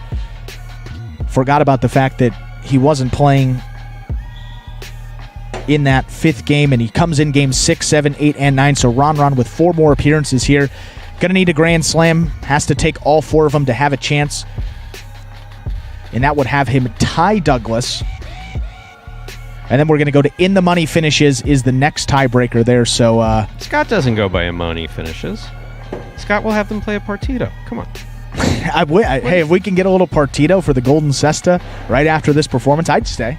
15 points, 11, whatever, 35, 50. If I'm not mistaken, Mr. Savin is traveling today, so I believe that I think JR listening on the radio are in charge of things here.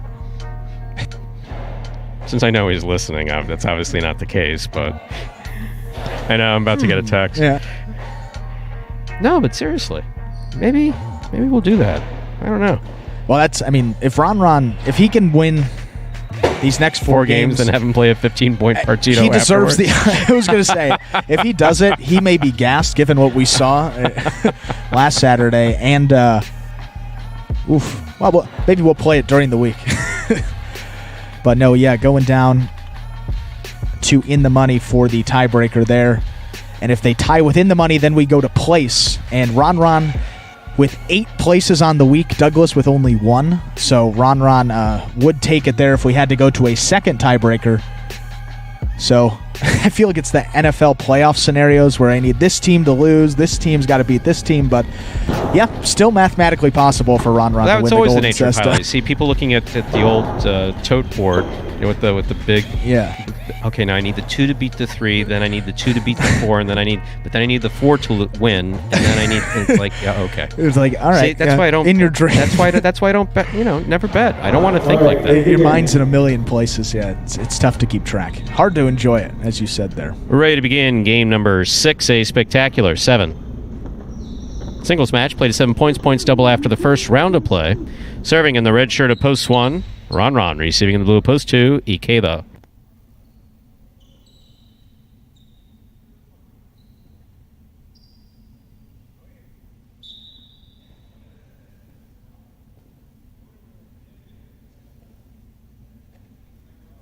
There's the serve. Game 6 has begun. Swing and a miss. Midcourt, point 2.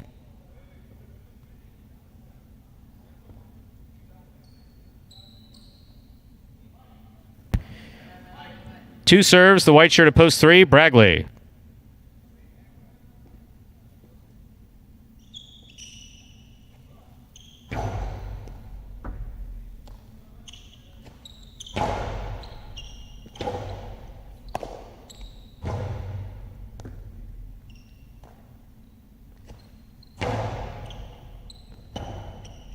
Forehand rebote by Ikeda. Bragley with the tip, point 2.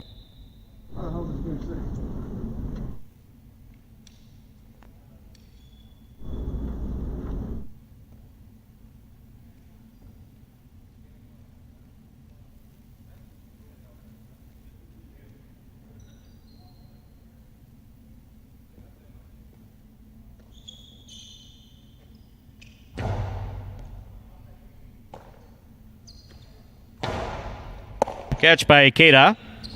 Goes deep. Swing and a miss at the 9 line, point 2.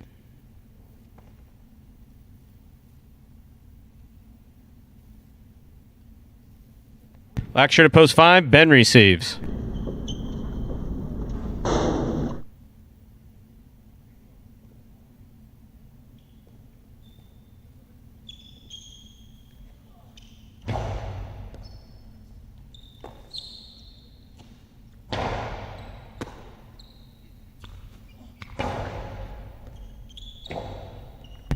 Point 2. Yellow shirt at post 6 receives. Kubala.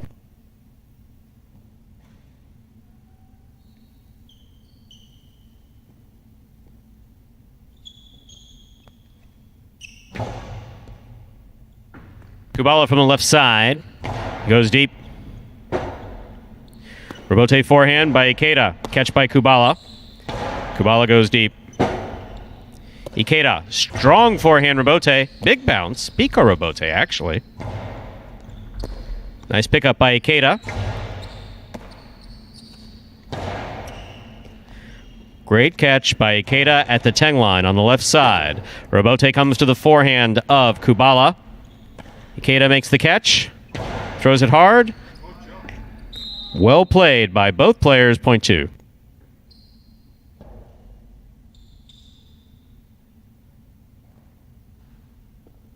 Ikeda's made 5 straight points. Here's post 7, the pink shirt. CRB.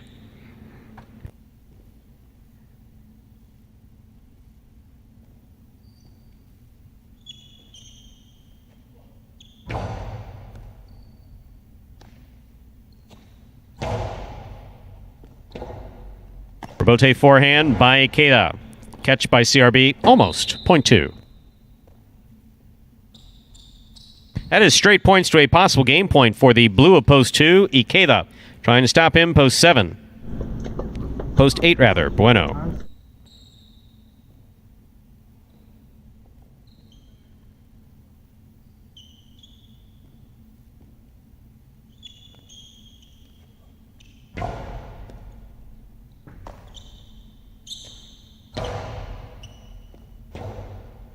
Forehand rebote. Escapa. Point 8.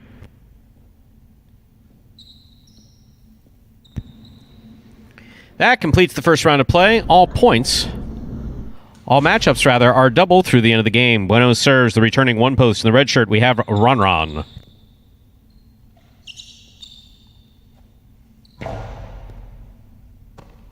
Ball missed by Ron. Point 8. Bueno on the board with 3 points, serving to the 3 post. Returning to the court, we have Bragley.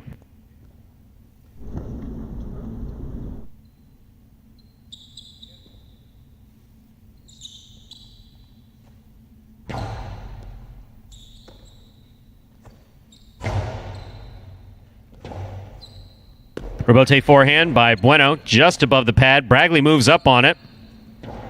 Jai-Alai, the soft drop shot, not soft enough. Hard throw to the inside. Scooped up by Bragley in a great catch. More importantly, he does not overthrow the backhand. Well played by Bragley. Bragley again. Bragley's showing a lot of control on this left side. Forehand rebote now by Bragley. Gets out of the way. Here's Bueno. Bragley from the 10 line. Picala. The big bounce brought down by Bueno. Bueno goes deep. Rebote forehand.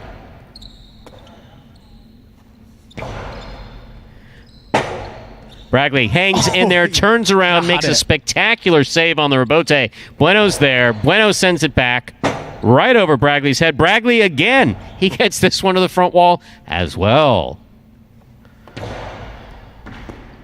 Oh, I'm not even sure what to call that, actually.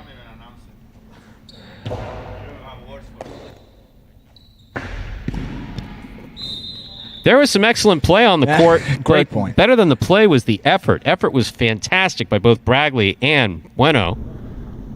You tired, Chris? Green shirt of post 4 receives. Here's Carballo.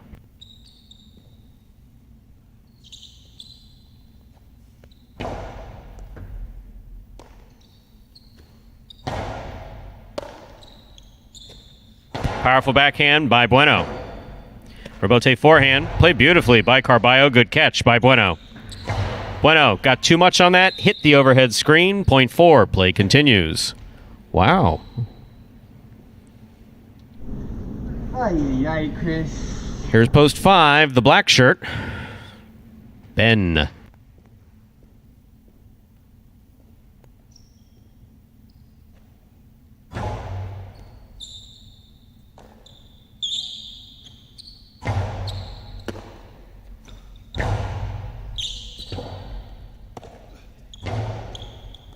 Pick up on the forehand of Carballo. Point 4. 4 on the board with 4 points. Receiving, post 6, the yellow shirt. This matchup has Carballo serving to Kubal.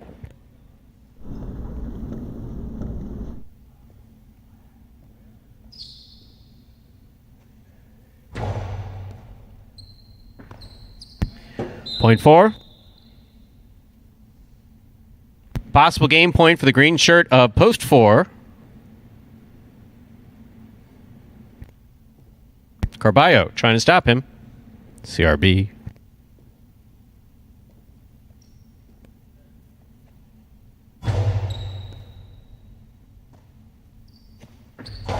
Powerful backhand by CRB. Rebote fired to the inside. Picked off, but not held on to. Point in game. Green shirt of post 4. Carballo.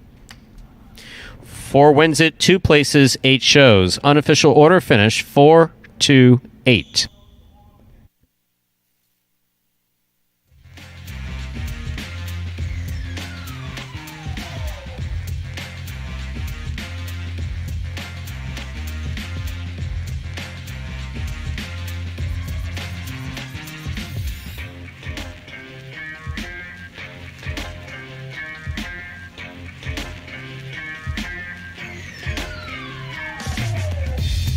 Results are official from game number 6. Coming in first, post 4, Carballo. Taking second, post 2, Ikeda. Coming in third, post 8, Bueno. 4-2-8 is the official order finish for game number 6.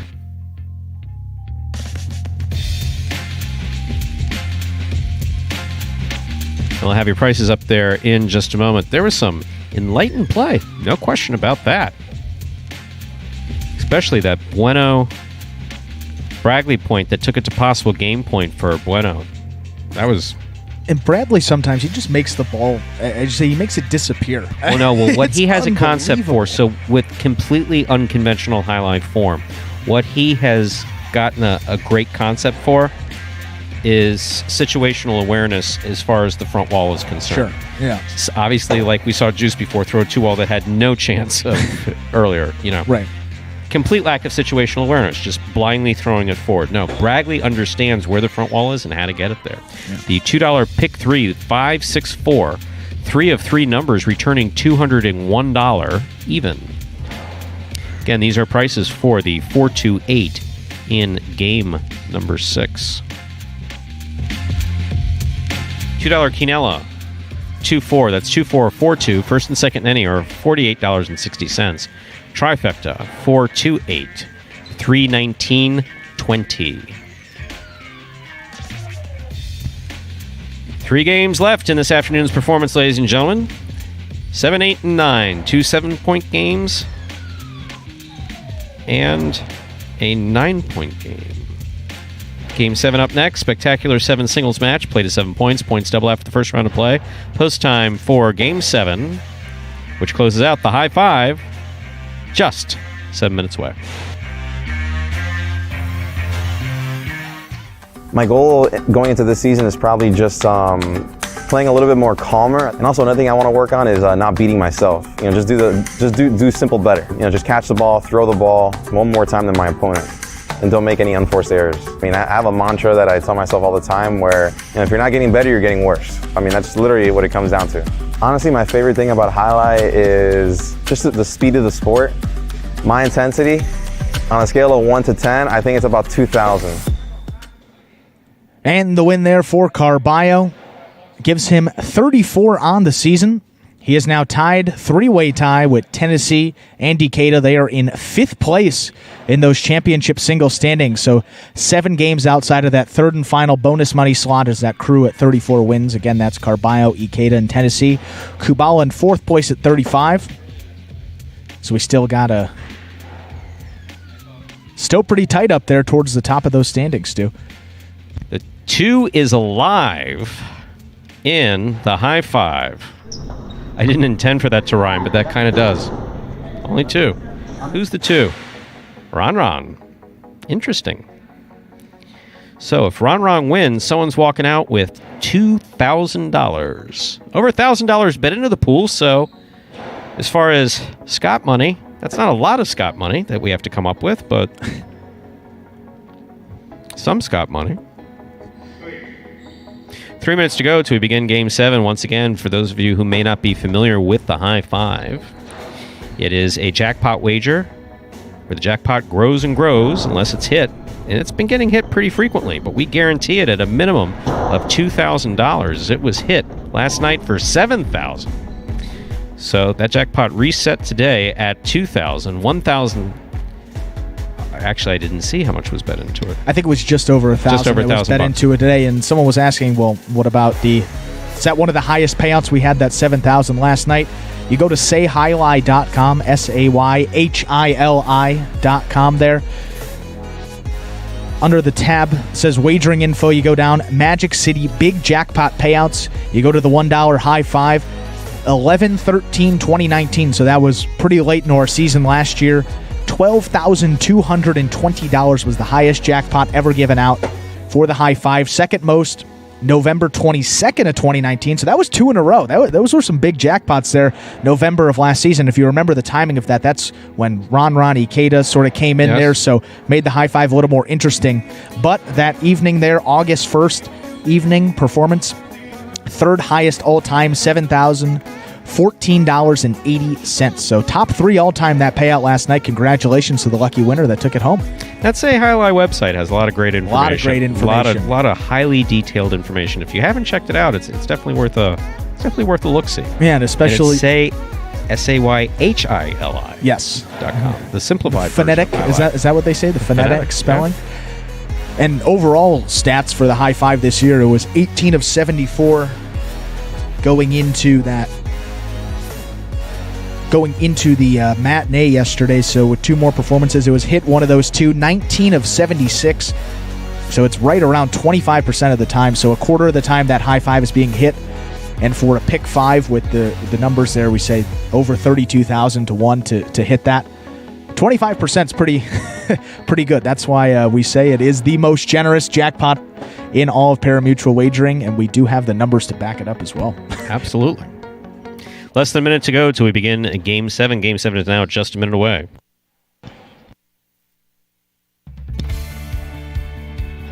And we jumped the gun a little bit on the Golden Cesta for this week. Carballo's win in Game 6 officially now solidifies it for Douglas. Congratulations to him. His first Golden Cesta of the 2020 season. And again, that award, it's like a Player of the Week award given to the guy that earns the most singles wins every week. So, Douglas, you figure, would it take him a couple of days to get his feet back under him and regain that form that we've been so accustomed to, and he just came out of the gates firing, picked up a lot of wins early.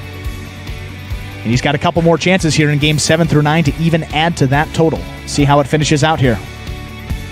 Time to begin game number 7, a spectacular 7 singles match, played to 7 points. Points double after the first round of play.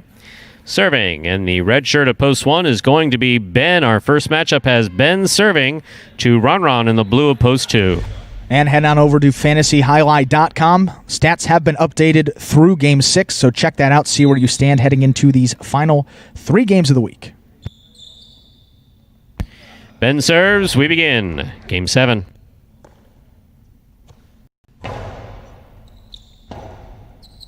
Robote left side by Ben.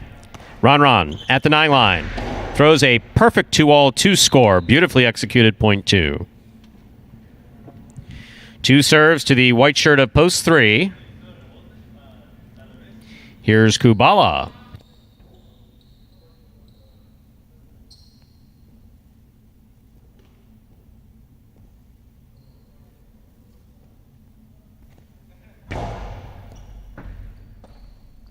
Kubala from the backhand. He goes deep. Forehand rebote by Ron.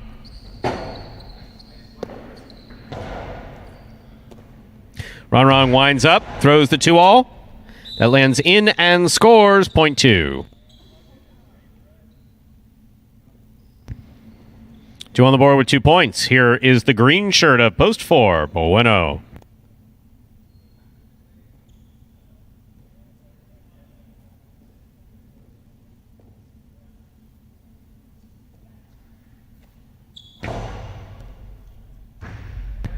Great effort by Bueno off a good serve by Ron. Point 2. 2 on the board with 3 points. Here is the black shirt of post 5. Receiving is Ikeda.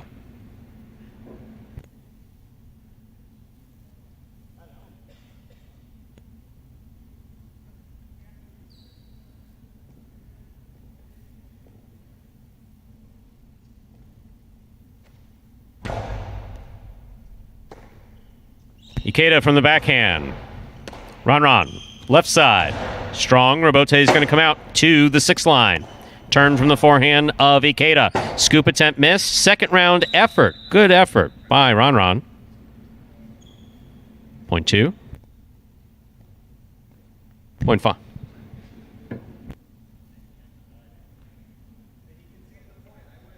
Point 5.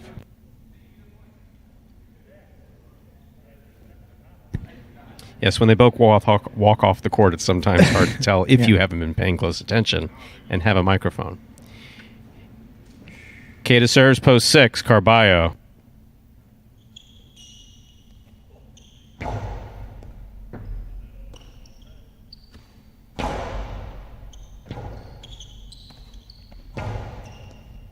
Carballo looked fancy, but he missed it. Point 5. Pink shirt of post 7, Douglas receives.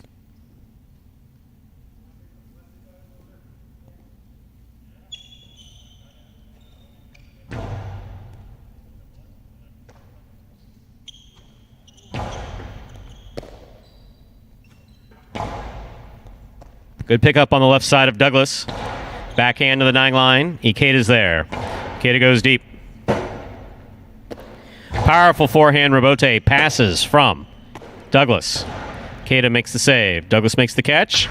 There's the 2-all. Ikeda's on it, stops it, returns a carom that Douglas stops. Carambola, that's a good effort by Ikeda to try to make that catch. Point 7. Well played point by Ikeda and Douglas.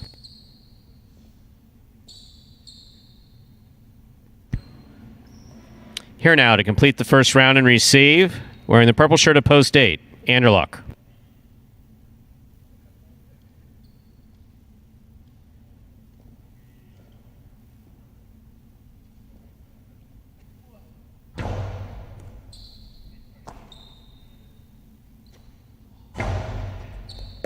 Catch by Douglas. Powerful forehand. Scoop on the forehand of Anderluck. Fake the 2-all. Back to the inside he goes. Tipped. Point 8.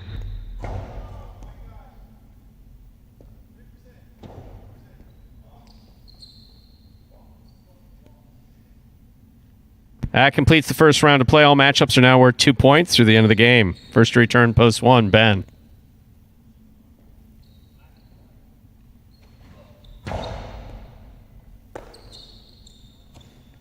Powerful backhand by Ben. Beautifully thrown to the inside. Anderluck makes the rebote. Ben turns on the afterburners to get to that one. Great catch by Ben. Anderluck on the left side. Anderluck passes from the left side. Ben for the rebote. Got away from him. Hit the overhead screen. Point 8.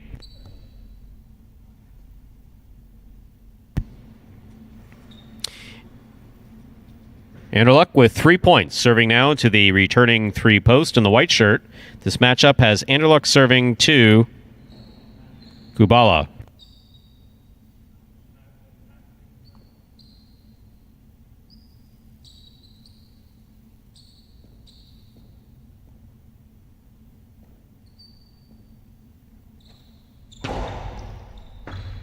Good catch by Kubala. Nice backhand. Anderluck from the 11 line. Catch by Kubala. Powerful backhand by Anderluck. Rebote forehand. Ball tipped. Point 3.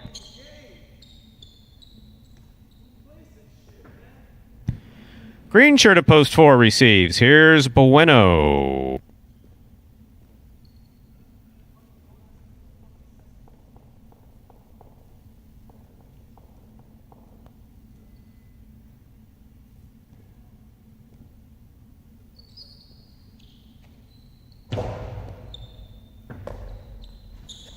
Bueno on the backhand. Kubala makes the catch. Bueno from the forehand.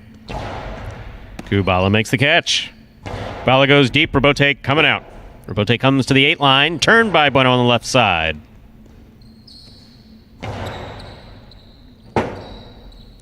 Rebote. 2-all by Bueno. Beautifully played. Kubala comes in nicely on the right side. Rebote left side by Kubala. The safe play just gets it up to the front wall. Here's Bueno. Hard to the inside he goes. Kubala's there. Kubala, picada. Bueno takes it on the forehand. Back to the inside he goes. Kubala, diving save. It's a 2-all. It cuts. Bueno stops it before it gets to the screen. Returns a sharp cutting carom to score. What a point played by Kubala and Bueno. Finished off with a perfect carom. Point 4.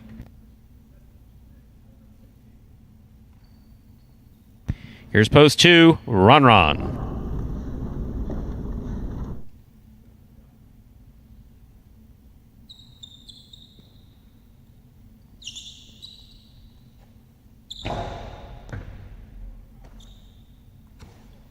Low, hard backhand by Ron, taken in the air by Bueno. Here's Ron. Ron again. Bueno goes to the floor, makes a great rebote save on the left side. Ron's got it at the 11 line, winds up, cracks the 2-all into the pad. Point 4.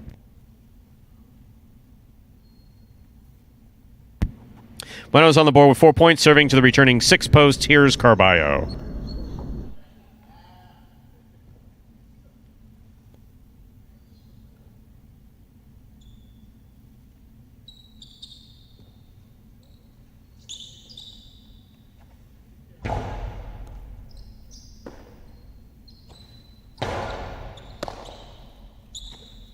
Powerful backhand by Bueno. Rebote, swing and a miss, midcourt, point 4. That gets Bueno to possible game point here in our 7th game, trying to stop him. In this matchup, the black shirt at post 5, Ikeda.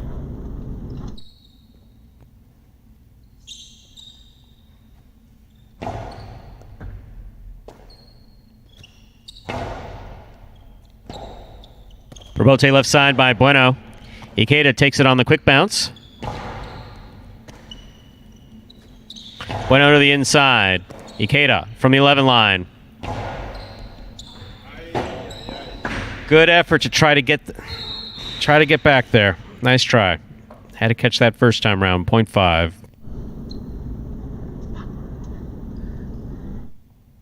5 on the board with 4 points. Here's post 7. Douglas receives.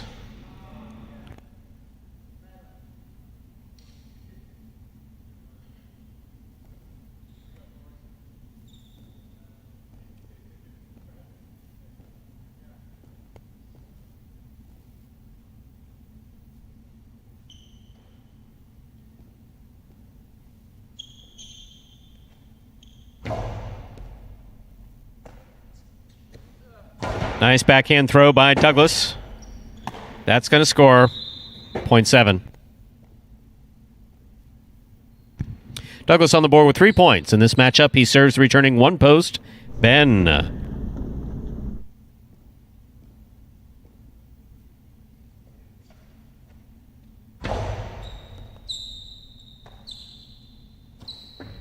Powerful backhand by Ben. Good catch by Douglas. There's a hard throw by Douglas. Scoop attempt missed. 0.7. Possible game point here for the pink shirt of post 7, Douglas. Trying to stop him. Post 8, Anderluck.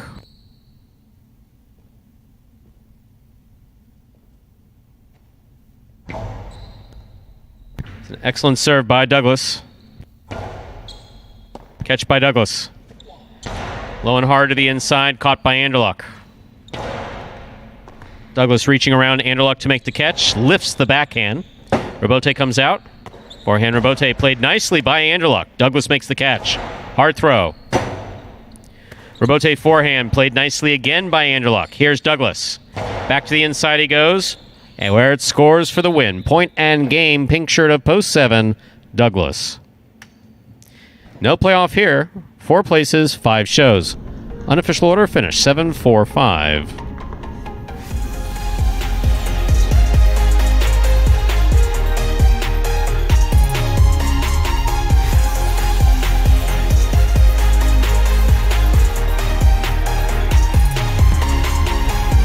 The results from Game 7 are official.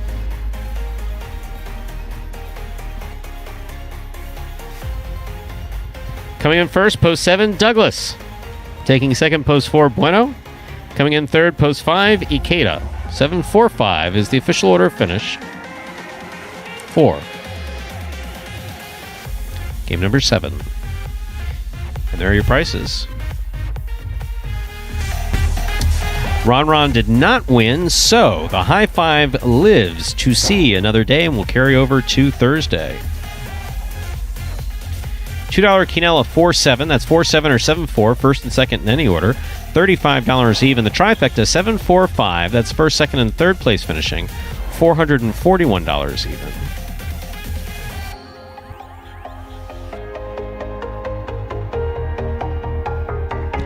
A high five 4, 5, 6, 4, 7. 4 of 5 numbers returning $92.70. Carryover jackpot 463.60. Up next, ladies and gentlemen, is game number 8, a spectacular 7 singles match. Game 8 also closes out the mighty Ocho. Post time for game number 8 is 7 minutes away.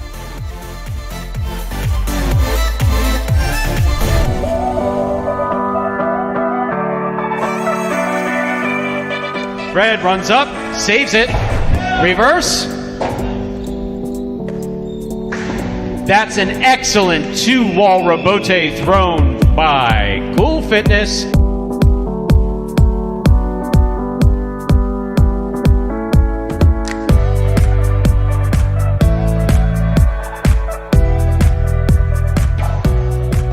Diaz with the catch. Another 2-wall scores for the win.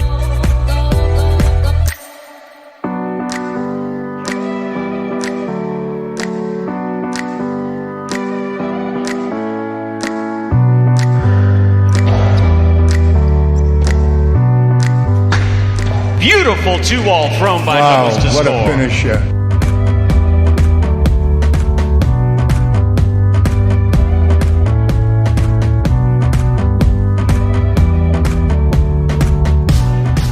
Robote thrown by Ben.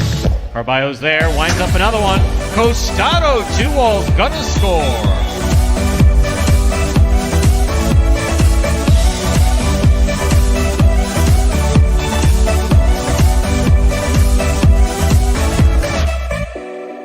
Here's Ben. Scoop by Douglas. Costado by Douglas. 2-all will score for the win.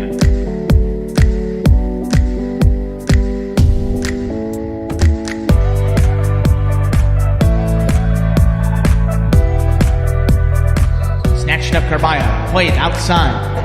That one hits Ben. That one will hit. Wow. And score.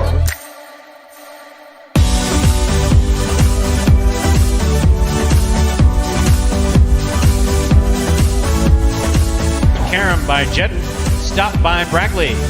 Bragley for the 3-wall play. Robote's going to the outside. Jedden's there. Returns a 2-wall to score.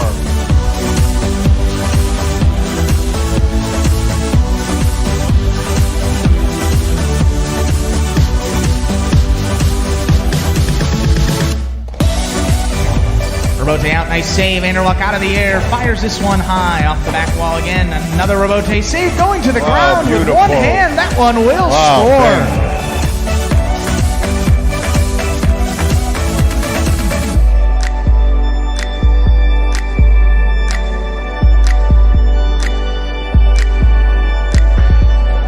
Soft 2-wall.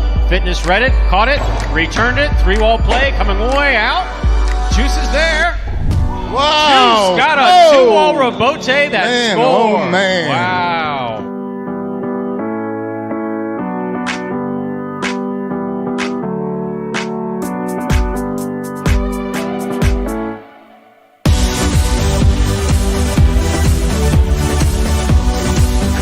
Karam, stopped by Diaz.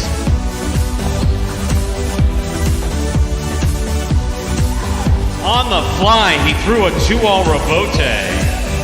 Unbelievable. Wow.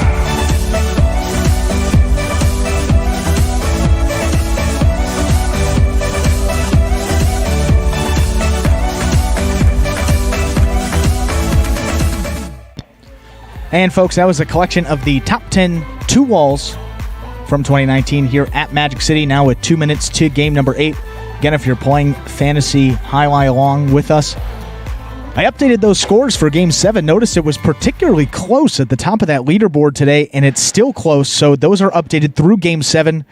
Paul Kubala, which, a sin there, didn't take his son, but look, you can't blame him there. You see, wants to win. Now, if he wasn't playing fantasy or wasn't betting, of course he could root for his son. Yes, right? I think it gives him enough. My right. whole point with Yeah. not betting, of course, maybe I shouldn't be saying that, because when you think about our business model here, betting is kind of like essential to it.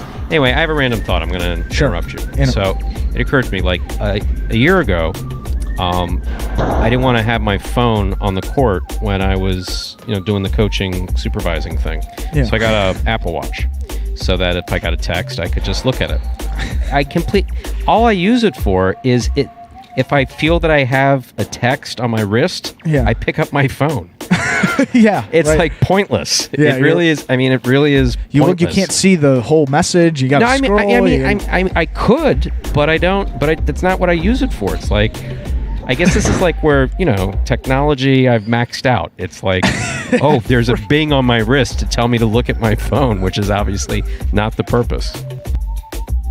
All right, vamos. With that, we'll begin game number 8. A spectacular 7 singles match, play to 7 points, points double after the first round of play. Serving in the red shirt of post 1 is Ben, receiving in the blue of post 2 is Bragley.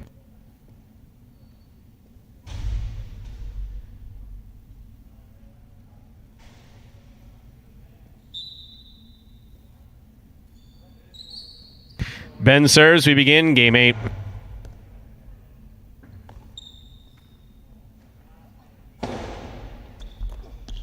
Ben was there, couldn't get to it, point 2.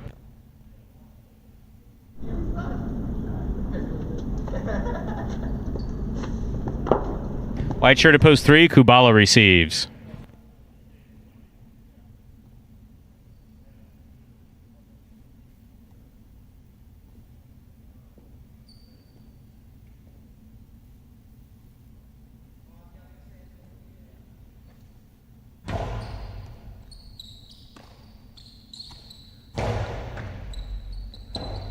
There's the rebote left side by Bragley.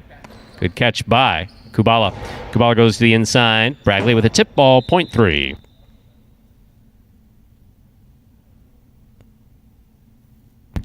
Here's the green shirt of post 4, Ron.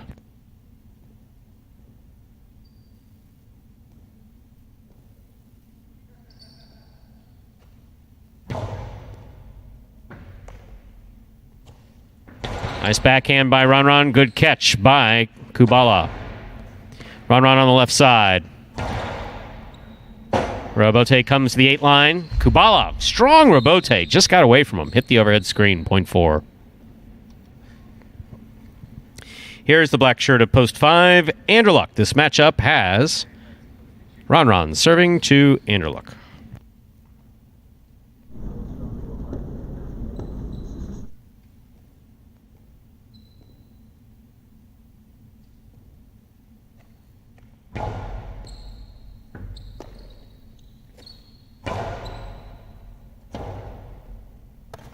Strong forehand rebote turned beautifully by Ron. That's a great catch by Anderluck.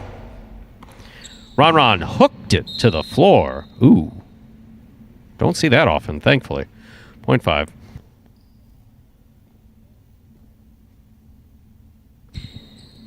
Anderluck serves. Yellow shirt to post 6. Douglas.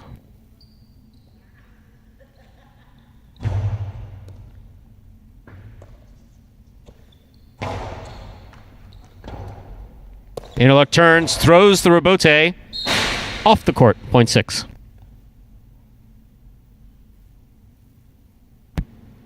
On the court, ready to receive, pink shirt of post 7, Bueno.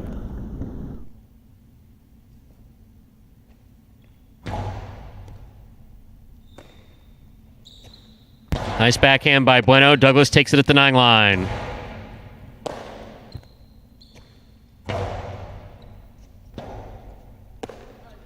Forehand rebote to the outside, played for Pika. Carom attempt caught the top of the pad, point 6. Douglas has 2 points. Here now to complete the first round and receive, wearing the purple shirt of post 8, number 3, Carballo.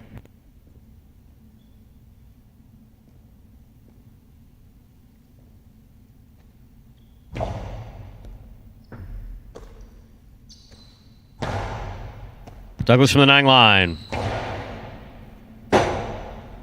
Rebote forehand by Carballo. He makes a good save. Douglas winds up. There's the 2-all. Carballo read it, stopped it. Returns a carambola that is stopped but not held on to by Douglas. He was there. Point 8.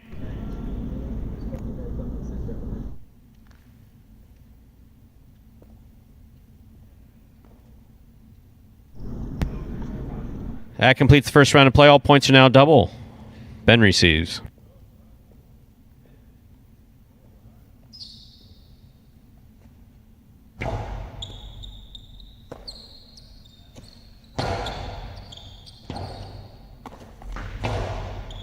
Ben makes the catch. It's a hard throw by Ben. Oh! Illegal chain. No. No chance. No chance. No. Look cool. No chance in the world. Point 1. You did the right thing, Ben.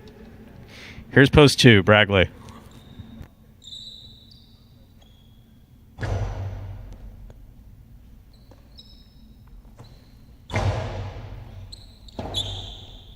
Rebote left side, 2-all by Ben. That is well thrown. Beautiful. Oh. Carballo can do that. Bradley, we're going to say, avoid that. Too much If Bradley force. hits that again, it's going to come down. Seriously, it's going to come down. That's going to be a problem. Here's the white shirt of post 3, Kubala.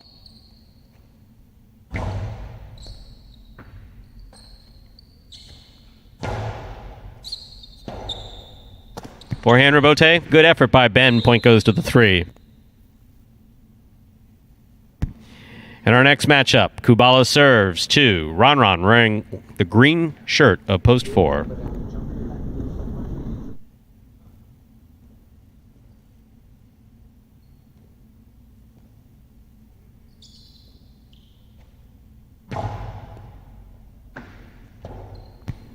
Point 3. Possible game point here for Kubala in the white shirt at post 3. Trying to stop him, black shirt at post 5, Anderluck.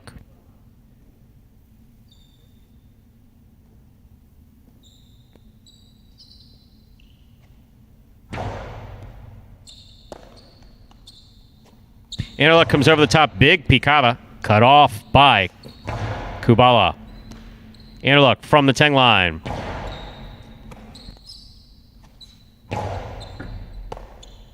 Anderluck on the backhand. Excellent catch by Anderluck at the 10 line. Kubala from the 9 line. He goes deep. Robote coming out. Robote forehand played beautifully to pass by Anderluck. Robote left side, clipped the sidewall. Anderluck's got it. Picada. Big bounce brought down by Kubala. Kubala's picada brought down by Anderluck. Matchups of the picadas here. Yep, there's another one. Good catch by Anderluck. Yep, there's another one. That one scored. Point 5. Anderluck's on the board with 3 points, serving to post 7. Bueno.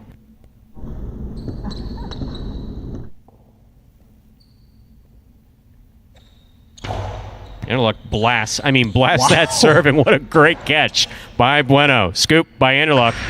Karam caught the pad. Point 7. Great serve by Anderluck. Great catch by Bueno.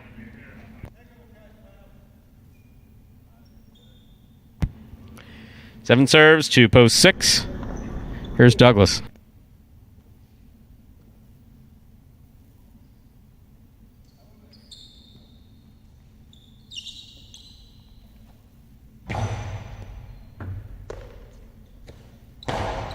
Powerful backhand by Douglas. Scores. Point 6.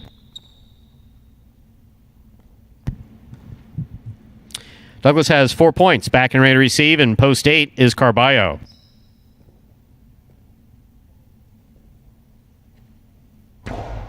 Carballo charging up, makes the catch, and throws it right off the court. Just completely off the court, all the way in the air to the cage.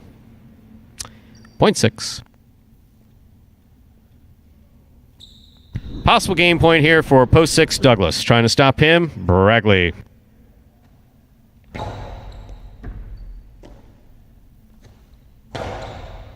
Catch by Douglas. Powerful backhand. Bragley makes a great catch. Comes off of the wall with a carom. Douglas is there.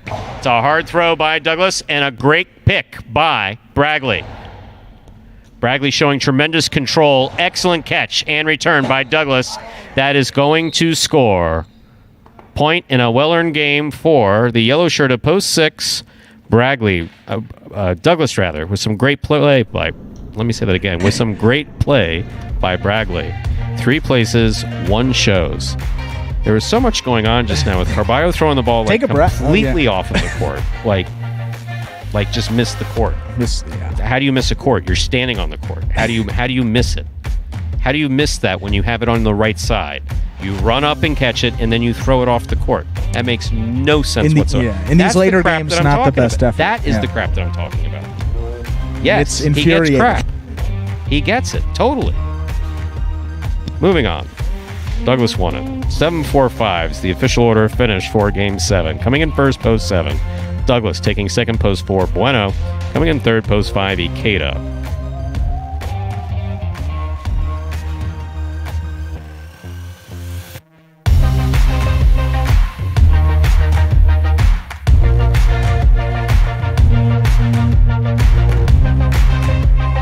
Sorry, I called that wrong, folks. 6-3-1.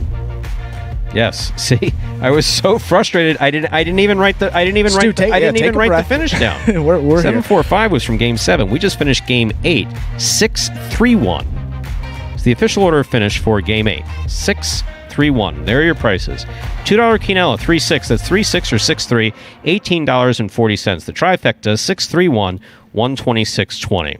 One thing no one's ever going to be able to say about this, no one's paying attention and they don't care. They just talk and they don't care. They just can't say that. Nope, not at all. Yes, I very much care when I see nasty crap going on the court. 374-56476. That's the mighty Ocho. 4 of 8 numbers returning $19. Care of a jackpot, $1,255.20.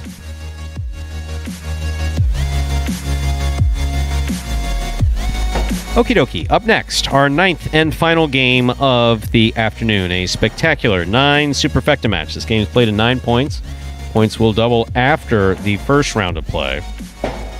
Game 9 is your only superfecta wagering opportunity. Superfecta returns cash on 1st through 4th place, as opposed to the trifecta, which is cash on 1st through 3rd place. And if I'm not mistaken, we're going to have a video that will clear it up even more. It'll explain Spectacular 9 scoring.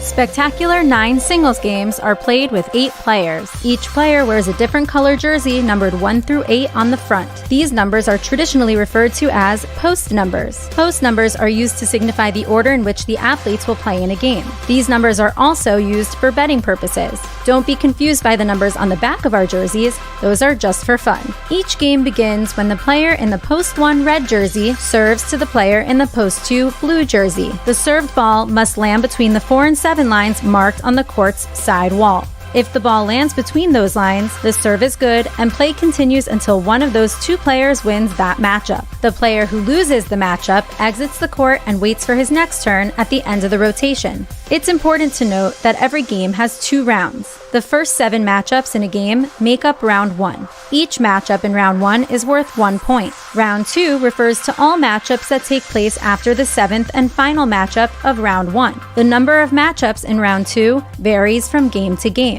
And in round 2, each matchup is worth 2 points. The first player to earn 9 points wins the game. And folks, again, that was an explanation of Spectacular 9 scoring, which is the format for this 9th and final game that will close out the week here at Magic City. And again, another reminder of our regular schedule. We'll be back here Thursday. We begin our weeks on Thursday, 12 noon. 2 performances Thursday and Friday, 12 noon and 4 p.m. That's both Thursday and Friday, as we said. Then Saturday, we have performances at 4 p.m. and 8 p.m., our only evening highlight of the week. And then we close it out on this Sunday matinee performance at 12 noon. So 7 performances every week. We're back to 9 game performances this week. And hopefully be gaining even more people back so we can be back to 100% full strength here, Stu.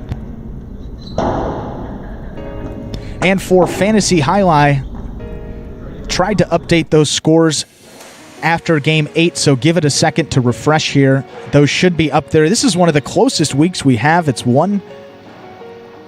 someone piped in the chat there. One guy separates about 1st to 30th place. And taking a look here for Week 13. Give it a minute still to head on over in about 15 seconds, and you should get an updated look there at the standings for this week. But another reminder that for the overall prize at the end of the season, remember we have prizes every week, which for the month of August will be a Magic City Jai-Alai t-shirt. Plus, if we have 100 active participants every week, we're going to throw in $100 to the fantasy winner as well. Real cash there, $100. It's completely free to play, so no risk, and you could potentially have a nice little reward there. That's for the month of August. We're giving away that t-shirt along with the $100. And if we reach 200 players at any point this season, which would be incredible, we'll up the price. We'll up the payout to $200 every week to the fantasy winner. So once we eclipse that mark, we'll have $200. And don't know if it'll keep going from then, maybe $300. But we appreciate the participation. We appreciate the support. And we're glad that you guys are enjoying it as much as I do, running it for you all. 2 minutes to go till we begin game number 9. Game 9 is just 2 minutes away. And I don't know, these late games aren't impressive today. Been some great points, some great individual points. Oh, yeah. But overall, again, I have high standards, especially for these guys. So looking ahead to game 9, we have Bueno coming out of post 1. Ron out of post 2. Ron's definitely looking for a win. Douglas understands that he's finishing off the week here, so he's definitely going to look to finish off strong. We'll see if he has another win in him coming out of post 5. And I'll tell you what, that'd be win number 14 for him on the week, and that was Ron. I think he had 15, which was the most we've seen this season. That was last week, week 12. And he didn't have, the likes of Douglas, Mikeda, Anderluck, really. So for Douglas to get 14 wins this week after not being here for a couple, it just shows you really how much he has improved since the beginning and really what a natural talent he is in this sport. Less than a minute to go till we begin Game 9. Game 9, last game of today's performance.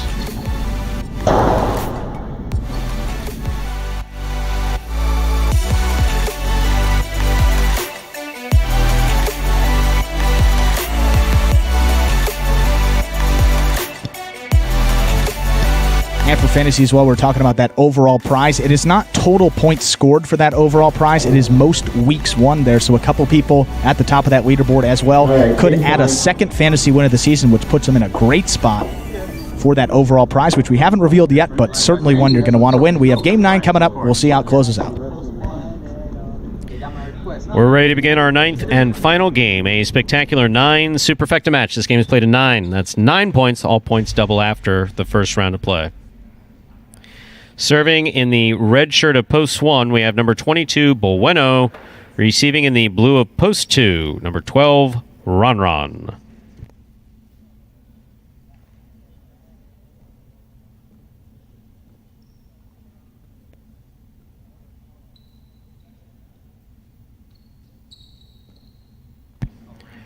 Bueno serves. Game 9 begins.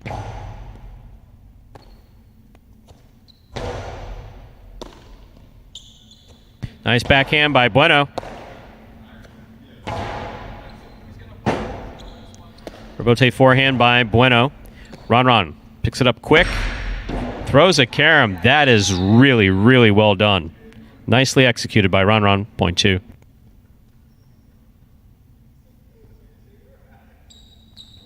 White shirt to post 3. Bragley receives.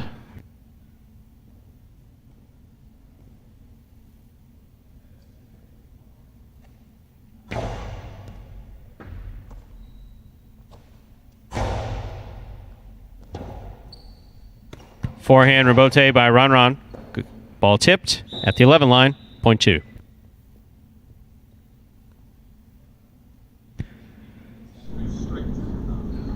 Green shirt at post 4. Carballo receives.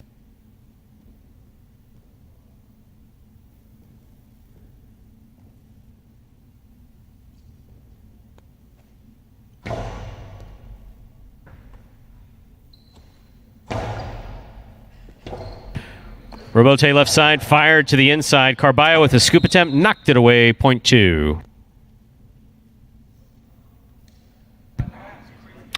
2 on the board with 3 points. In this next matchup, Ron serves to the black shirt at post 5. Here's Douglas.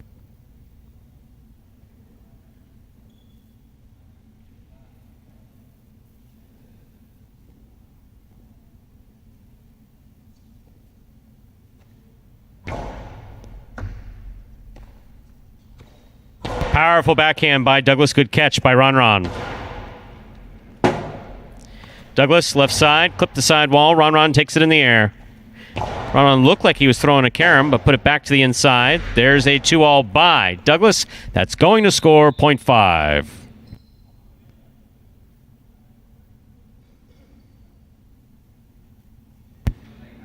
Five serves, yellow shirt at post 6. Here's Kubala.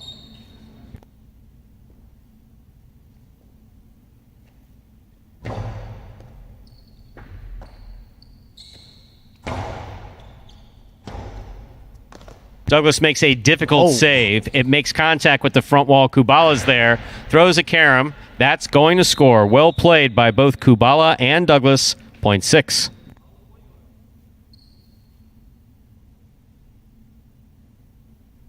And our next matchup, Kubala serves to Anderluck, wearing the pink of post 7.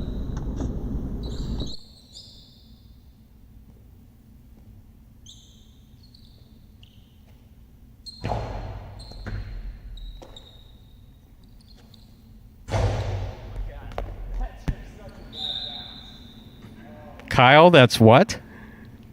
Disgusting? Yeah, it did. Point 7. Here's post 8 to complete the first round. There's the oh-so-hard serve by Anderluck. Ben with a great catch and a great return. Swing and a miss on the rebote, point 8.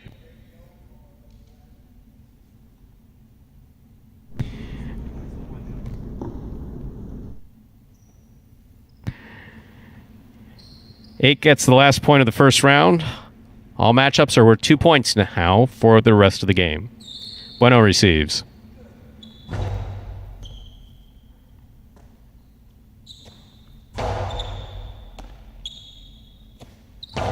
Powerful backhand by Ben.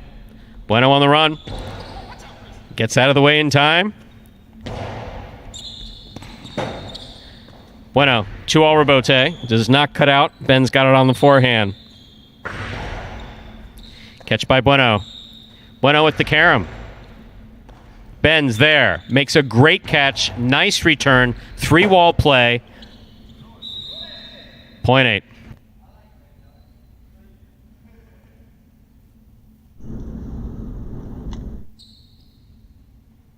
Ben with 3 points, serving the returning 3 posts. This matchup has Bragley receiving.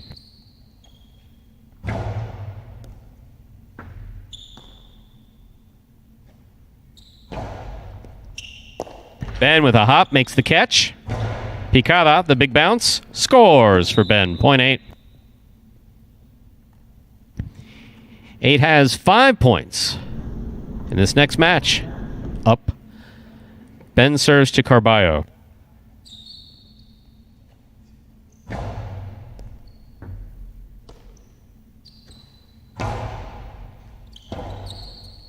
Rebote left side. Ben goes for 2-all. Carballo stops it. Rebote left side. Ben makes a great play on that. Here's Carballo. Ben's in there. He holds on to a hard-thrown ball. Thrown hard back by Ben. That forehand rebote goes straight to the pad. A well-earned point for Ben. Point 8.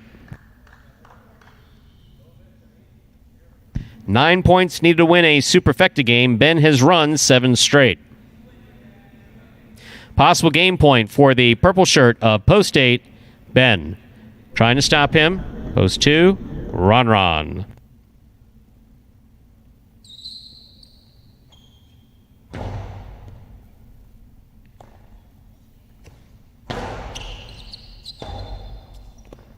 Rebote not coming out to be played. That's an excellent 7 straight points for Ben. Well earned. Point goes to the 2. Play continues.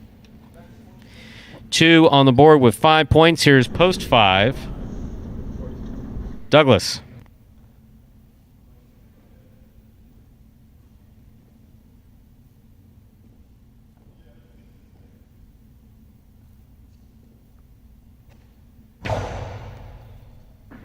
It's an excellent serve by Ron and a great return by Douglas. He goes wall to wall from the left side. Douglas makes the catch, winds up, puts it back inside. Ron gets it, holds onto it, returns it. Forehand rebote, mid-court placement, tipped by Ron. Point 5. Douglas now has 3 points, serving to post 6, Kubala.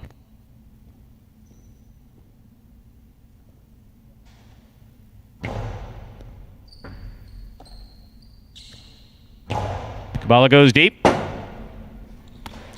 Strong forehand rebote, crossing the sidewall at the 8-line and scoring. Point 5. 5 with 5 points, but remember, 9 points needed to win a superfecta game. This matchup, Douglas will serve to Anderluck in the pink of post 7.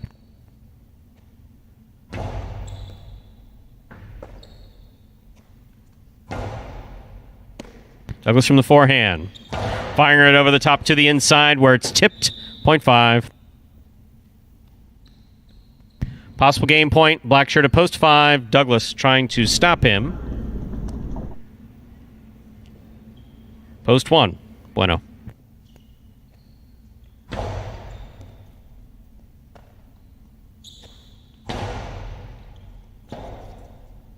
Forehand rebote by Douglas. Catch by Bueno. Douglas holding on to this left side. Powerful backhand. Caught in the air by Bueno. Bueno sends it deep. Robote's low end on the wall. Douglas dug it out. Here's Bueno. Scoop by Douglas. Low hard to the inside. Bueno's going to hustle. He made it to the Robote, but wasn't able to make the Robote. That is point and game to the black shirt of post 5, Douglas. 5 wins it, 8 places, 2 shows, 6 serves to 7. This is a playoff for quad.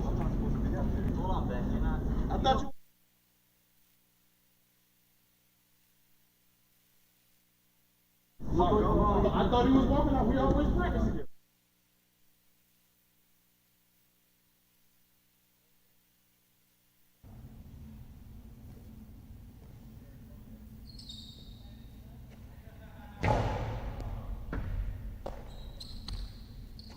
Yep, it's a picada. That's a shock. Here's Kubala over the top. Anderluck makes a great catch. And it's a picada. Ooh, that one jumped up and scored. That was a completely legitimate picada. Beautifully thrown by Anderluck. Now you got it right. Point and quad to the pink shirt of post 7, Anderluck. 5-8, 2-7 is the official order of finish for Game 9.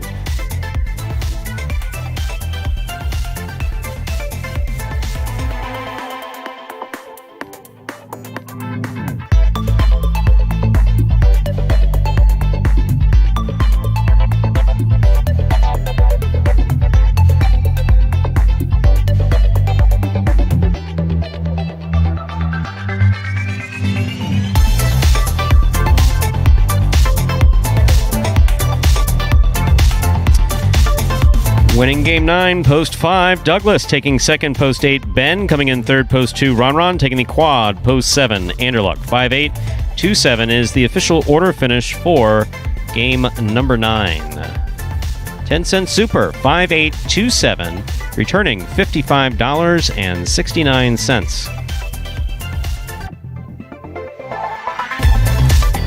$2 quinella, 5-8, $30.20. That's first and second in any order. Trifecta, first, second, and third place finishing 582, 606, 40.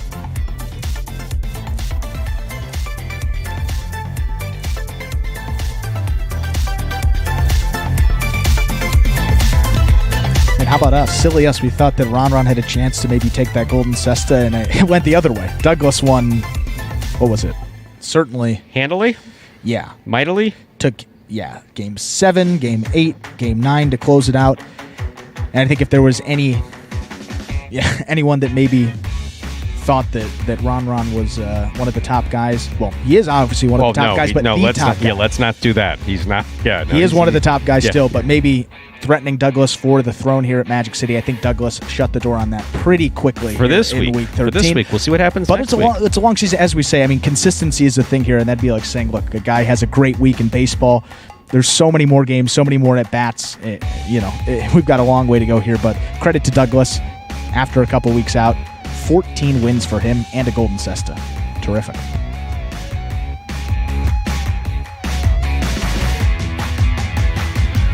And folks, we are updating the fantasy highlight right now just to see who's going to take it home there for week number 13.